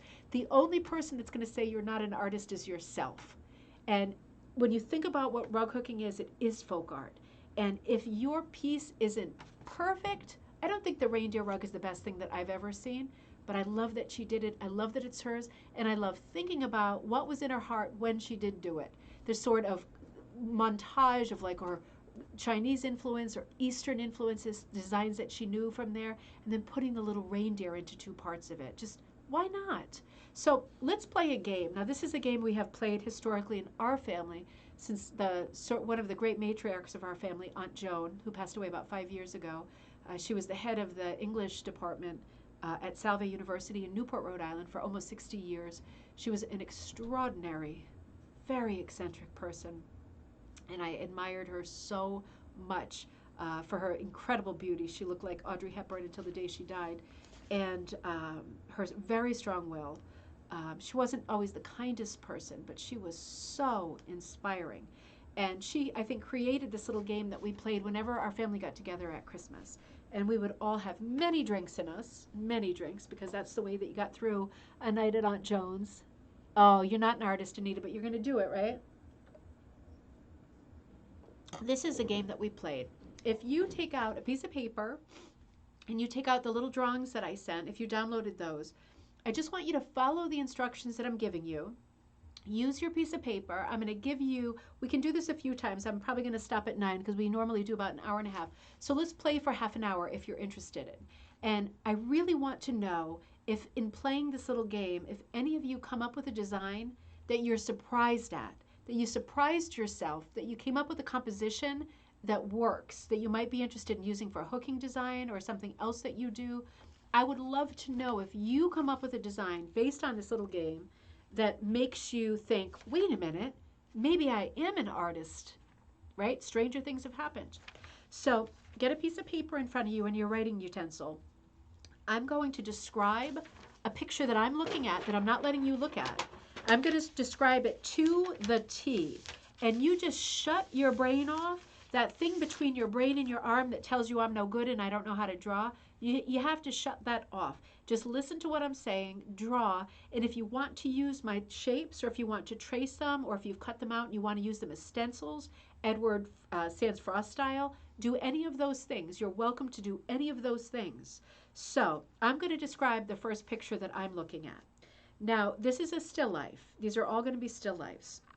I'm looking at something where there is kind of a table in the foreground. Now, the table is not drawn, so don't draw on the table. At the back of the table is a basket, is a big basket with a big handle on top. And that is in the center of the picture. Smack in the center of your paper, there is a basket, and it's big, and it's holding fruit. In that basket, it looks like there are a bunch of, they could be oranges or they could be lemons.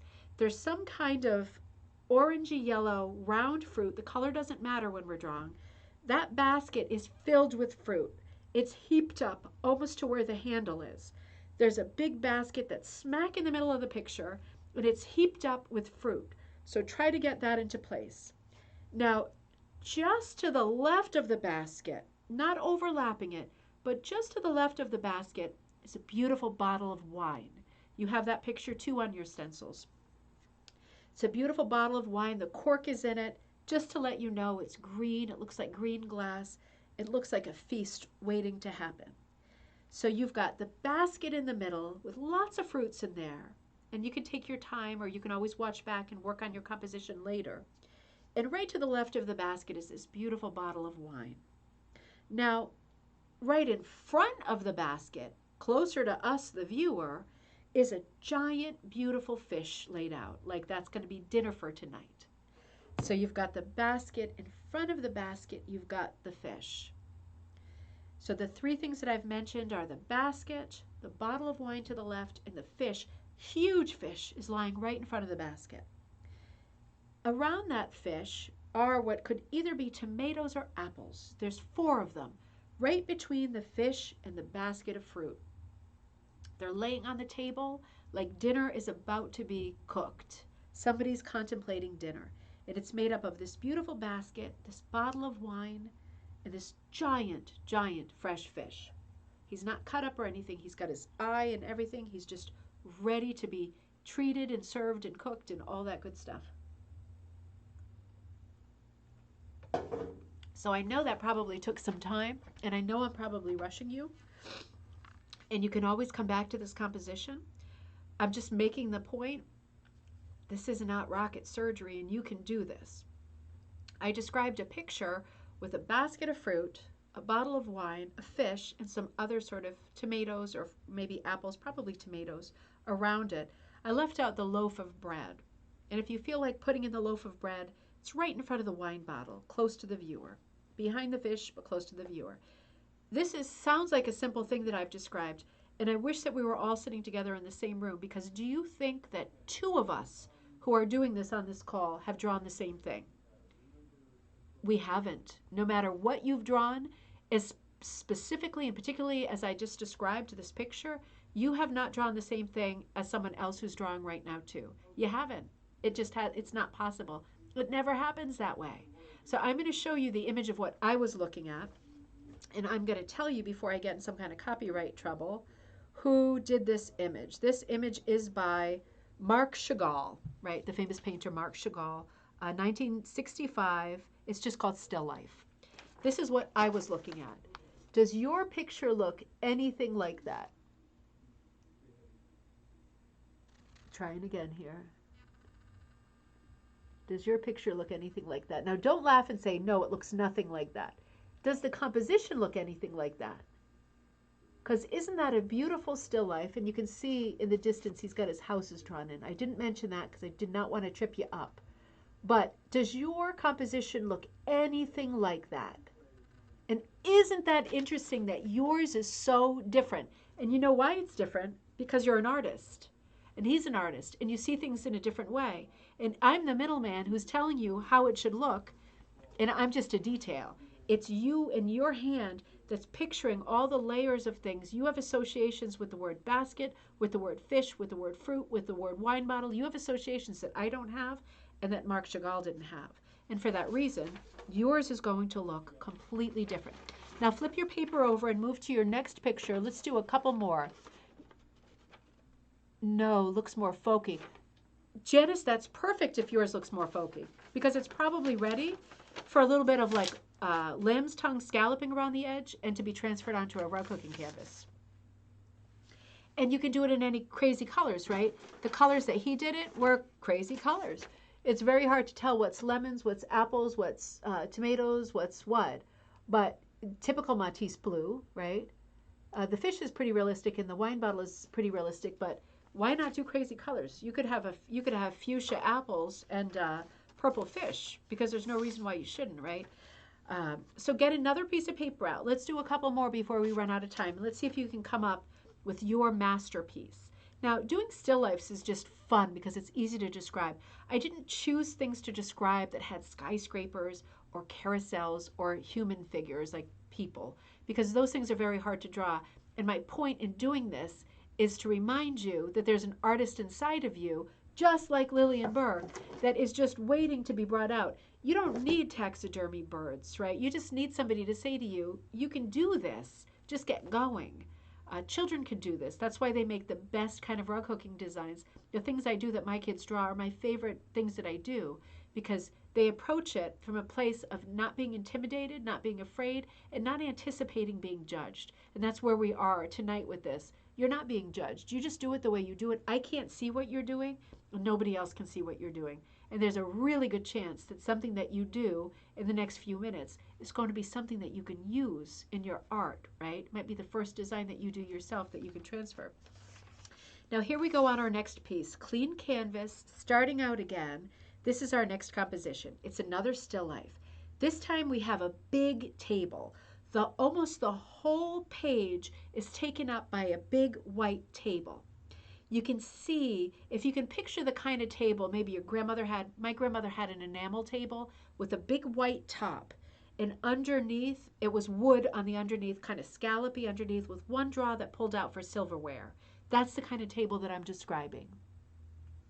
So nice big table, the whole surface. Now this table is so big that it's not realistic. Don't worry about your points of perspective. That doesn't matter. We're having fun right now. It's a totally big table, like you're just looking down on this table from a very unnatural point of view. Almost your whole page is just looking down on this blank table.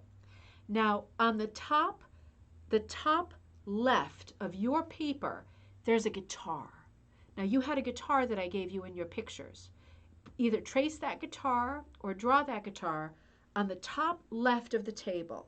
It's kind of coming diagonally so that the body of the guitar is on the top left, but the arm of the guitar, the part that you play, is coming down kind of diagonally toward the middle of the table. And it ends in the middle of the table. So that guitar is coming in on a diagonal. That's what's going to make this composition so interesting. We're not talking about right angles, we're talking about a diagonal is cutting the composition right there. This composition is going to be an X composition, right? When you have things, just so you can picture this, when you have a composition that's made up of an X pattern, like the guitar is this one right now, we're going to fill it up with something on this side too.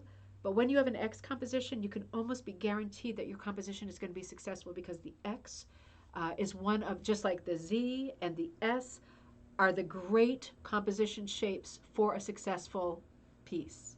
So get your guitar in place. Now, right above the neck of the guitar, since it's coming in on a diagonal, right above the neck of it, there should be a little bit of room on your table. If there's not, force some room. And there's a little fruit bowl. And inside the fruit bowl, there's a couple of, maybe they're oranges or apples, a pear, and a couple of bananas. You can't see the whole thing of any of them. You can just see parts of them. And it's not realistic. You just see shapes. There's 5 things in that little fruit bowl. Looks like 2 oranges or apples, a pear, 2 bananas sticking out. That fruit bowl is right above the neck of the guitar. So it's basically on the top right-hand side of your table. A bowl, it's a footed bowl. It has a little sort of foot that goes out underneath, but otherwise it's a very plain bowl. You have a bowl too that I gave you. You can use that bowl if you want for your picture. And it has those fruits in it. It can have any fruits in it. These are the fruits that are in the picture I'm looking at. You do what you want. But that guitar is coming right across on the table, and that fruit bowl is right over the neck of the guitar. Now, on the bottom right-hand side of the table, that should be wide empty right now, there's a giant watermelon, and it's cut in half. I didn't give you a watermelon because it's basically an oval, isn't it? There's a giant watermelon that's almost as big as this guitar, because this is not a realistic composition. The watermelon is cut in half. So you can see a little bit of the green skin, but really what you're looking down at the watermelon, and you're seeing this beautiful, big, fat, juicy, wet, watery watermelon with a bunch of little seeds in there. You're looking down at the watermelon. The watermelon is under the fruit bowl, and it's under the neck of the guitar. It's on the bottom right-hand side of your table. Now this is going to sound crazy, but if you have on your table created that drawer that I described, my grandmother had with the enamel table, there was always one drawer that pulled out with a little white knob. It was usually a porcelain knob, and that's where all the silverware went, because people didn't have a lot of silverware, did they? I mean, she had like 2 forks, 2 knives, 2 spoons. There's a little drawer, and that's a nice detail. That's just a nice detail. That's in the picture. So you've got your guitar, you've got your fruit bowl, and you've got your watermelon. Now, this is going to sound impossible, especially if you think you're not an artist. So I'm here to tell you, you are. Underneath this whole composition, on top of the table, there is a weird kind of a dish towel. It's a white dish towel with one red stripe on it. We're not dealing with colors, but it kind of unnaturally and very unrealistically is crumpled up under the guitar, the fruit bowl, and the watermelon. Just draw in the way a towel looks when you're in a hurry and you hop out of the shower and you throw it on the floor. That's what this towel looks like, crumpled. It has no folds, it has no sort of contours, it has no shadow lines. It's just a clumpety shape that suggests a towel. that's underneath all those three pieces on the table. In the middle of the table, right under the body of the guitar, to the left of the watermelon, are two bananas on top of each other, just like you broke off two, and those two bananas are there, Harry Chapin style, right? Two bananas sitting right in the middle of the table. And there's one more thing. Way to the left, bottom left of the table, there is one green apple, just one. And it sounds like a messy composition, and it's a very unnatural composition. And I'm going to tell you who the artist is. But it's a successful composition. This composition, this is James Flanagan. He's a contemporary artist. James Flanagan, Flanagan. This website I'm looking at is called New Fauves, as in Fauvism. So NEWFAUVES.com.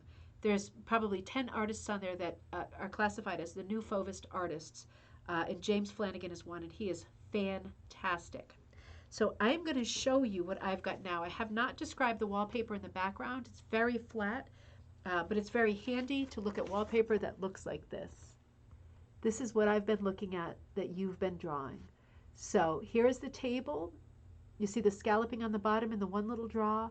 The guitar that runs diagonally across, that kind of just sloppy dish towel thrown down, little fruit bowl, a couple of bananas, a watermelon, and a green apple. That's what I've been looking at. And what have you drawn? What have you drawn? I'm so curious to know. And don't be hard on yourselves, because that defeats the purpose of what we're doing. If you are hard on yourself, you know who you're betraying. Sorry, that's a guilt trip I'm laying on you. But you're betraying Lillian if you're hard on yourself, because she just went for it as an artist. And you know, you don't have to think of yourself as an artist, but make sure that you think of yourself as someone who's capable of doing this, because you certainly are. It doesn't have to be fantastic. Whether or not you think this is fantastic is subjective, right? Fauvism is not realistic. It's just sort of for fun. It's a form of expressionism, not impressionism, but expressionism, which means you express yourself. And this is your chance to express yourself, coming up with little compositions like this out of simple everyday things. This is your way of expressing yourself. So let's do one more together. And I hope you're enjoying this game, because at Christmas with Aunt Joan, we used to love this game so much. And we would sit around her big, huge, long table. She lived in one of these beautiful Newport houses that was just, you know, it had like a servant's area with a door that flapped in and out. She always put the rocking chair in front of the fire, and it would always rock on its own with no one in it. And she told me it was the ghost, and I was just horrified to be there. But at the end of the day, all of those things made huge impressions.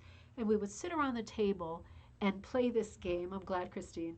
And, you know, I so wish that we had kept one of our drawings from those many Christmas nights that we did this, because I bet that we had beautiful compositions. And now that my dad's gone, now that Aunt Joan's gone, I wish that I had these things to remember them by, these crazy drawings that we did. Aunt Joan usually hosted it. I don't remember her ever drawing. But it was a great exercise. And as a teacher herself, she came up with these great exercises to do with people that really got you thinking and forced you to think outside your comfort zone and in a way that you didn't normally think. And it does make me really think of my dad, who, when he retired, he lived for such a short time after he retired. But when he retired, he could not find a hobby, and he was so wanting to. He carved his little duck decoys, and they were not super good, but I mean, I love them. He took a class. He tried fishing. He didn't like it. He tried golfing.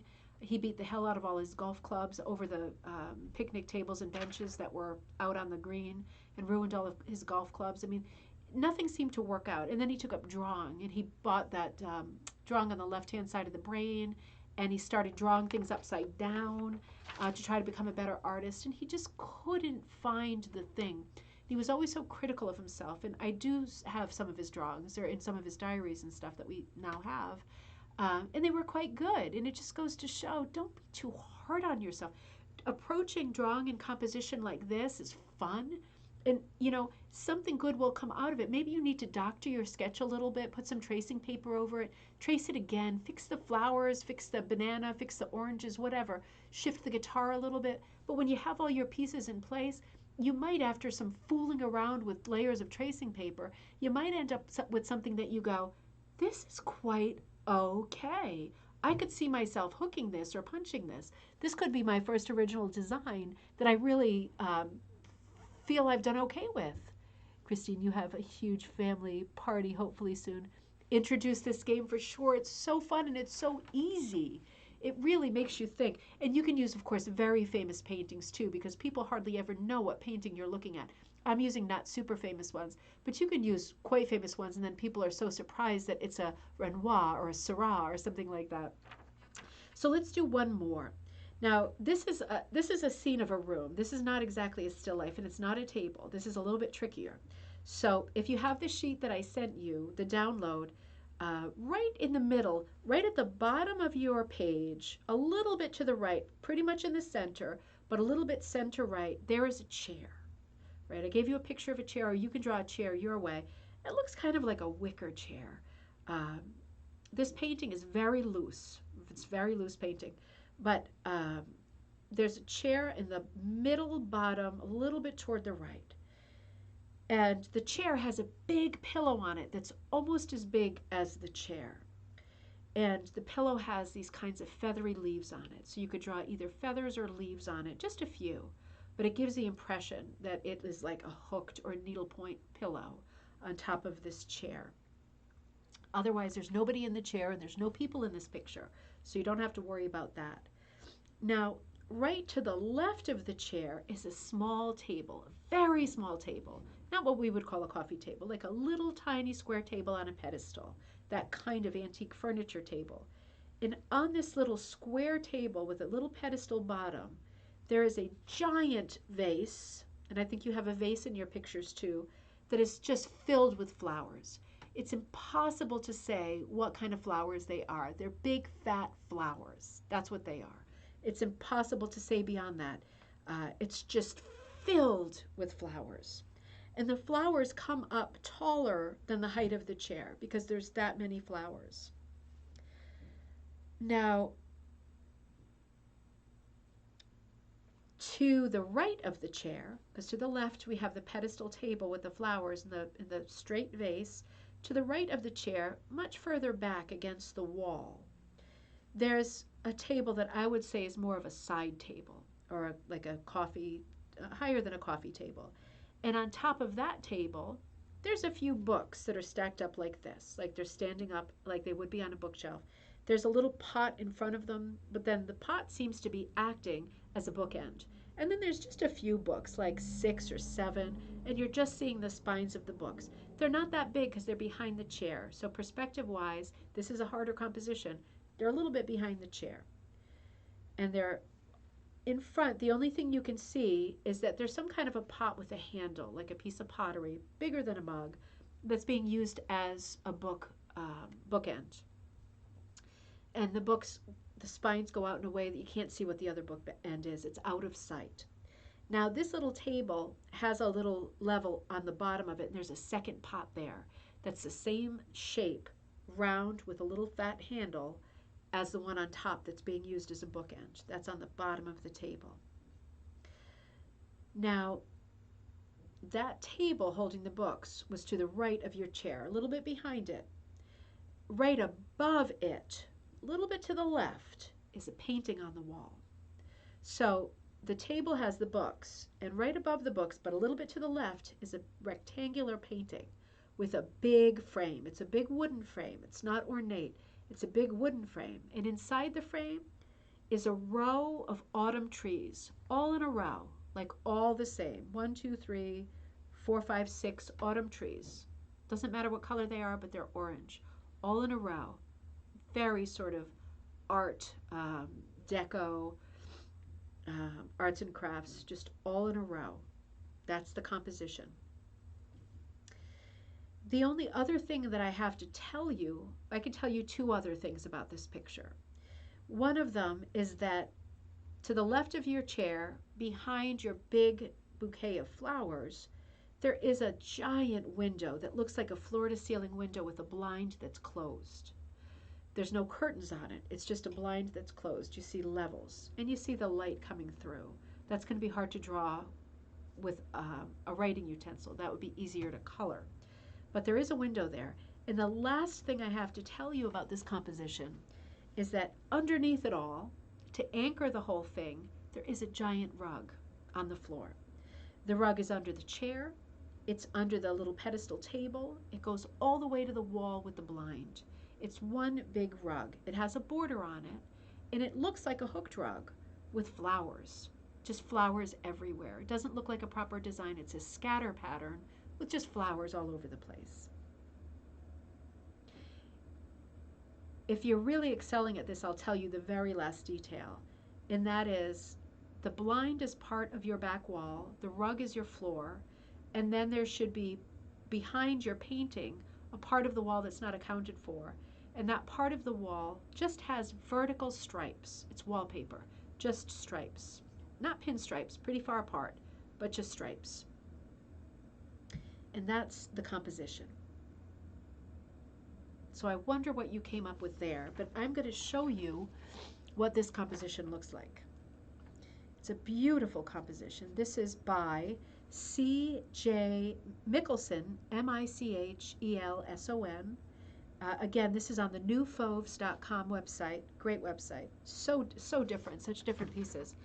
And this is the piece that I've been looking at while I've been describing it to you. And does your piece look anything like this? And you know what? I bet it doesn't. And I'm glad it doesn't, because your piece is different. And your piece is your piece. Not to mention the fact that all of the pieces, the 3 pieces you've just drawn, are, you know what the best part is? Copyright free, because they're your designs. So all you need to do, if you're interested, is doctor them up.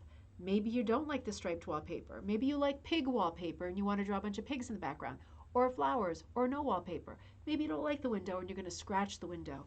Maybe one table is enough for you and you're only going to put one table in, take the other table out. Who cares?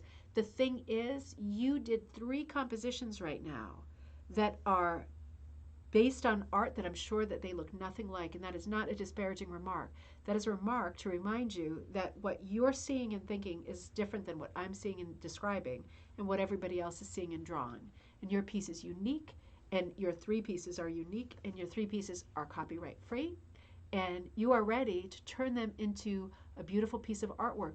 Put a border on them if you need to add some space, add some color, do something crazy with colors that are unrealistic. Commit to doing a Fauvist piece of artwork like the ones we were just looking at, or doing something like what Lillian would do with her birds or her borders or her shapes or her Eastern interests and filigree sort of borders that she would draw.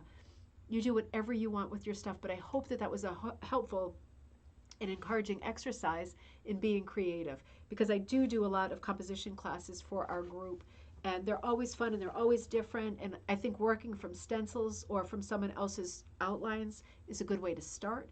So you use those pictures that you downloaded during the week for anything that you want. They are yours. They're not mine, they're yours. So you put them in any kind of a composition that you want and see if you can come up with something that you really like, and give yourself a huge pat on the back, because it's exciting to create. Even if you feel like you're not an artist. My mom says such fun brings back so many memories. Such a great jumping off idea to create original designs. I think it is. I think about this all the time, that we were so lucky in our family to have such creative and eccentric people, that we did this stuff a lot, and it was it's very liberating, to do exercises like this. And the whole point of this exercise is that you're not supposed to draw it the way that it's drawn in the picture, because the whole point is to make the point that it will come out different because it's yours and you're unique, so your work is unique. And that's what this is all about. That's what this whole week has been about, talking about Lillian Burke. The crossover for people who do art, the people who share art, the people who want to do art. Good. I'm glad. I hope that you enjoyed it. Something fun, something different. Good. So we will do it again. We can have a lot more fun doing this again. It's such a simple thing to do, and I love sitting here and doing it with you. So that brings us to the end of cocktail time this week. I hope you enjoyed yourselves. This brings us to the end for the time being of the Lillian Burke story. And I will start, and also again, the Chetty Camp book is fantastic. I was in this book for the better part of 2 weeks. Both of these books I've been using like crazy doing this Chetty Camp segment of our show for the last couple of weeks. I cannot get enough of the Chetty Camp story, and we certainly will return to it. But again, a reminder that on Monday we're going to be celebrating President's Day. We're going to be looking at Elizabeth Lafour's famous presidential rugs and some other rugs that belonged to presidents' families and of presidents. So that will be the theme for next week. Look forward on Monday or Tuesday to downloading bingo for next Friday night, cocktail night, our book themed rug hooking bingo. Famous books, first and last lines. That'll be coming up. It'll be $3 a card, and you can buy as many cards as you can manage. And always great winners and people cashing in on their winnings. It's great to see the cycle continues of fun and shopping and inspiration. Cynthia, I'm glad you enjoyed it. Never done anything like it. That's great. Something you can do with your friends, right? In this crazy day of Zooming times and not seeing each other in person, you can bring this to Zoom and say to your friends, you know what? I'm going to open an art book. I'm not going to tell you who the artist is, but I'm going to describe all these pictures to you, and you draw them and see what you come up with, and then you show them the picture and say, is it anything like it? So much fun, so much fun. So I really enjoyed being with you this Friday night. Happy weekend, happy long weekend to the Americans here who are celebrating on Monday and having a long weekend from school and from work. I will see you on Monday. Be productive, be happy, and stay warm. Great. Have a great evening, everybody. I'm so happy to see all of you. Take care, and I'll catch up with you on Monday. Record a video tomorrow on Pradi, getting all the orders out before the snow comes again, and I will see you for President's Day, Monday, 11:30 Eastern Standard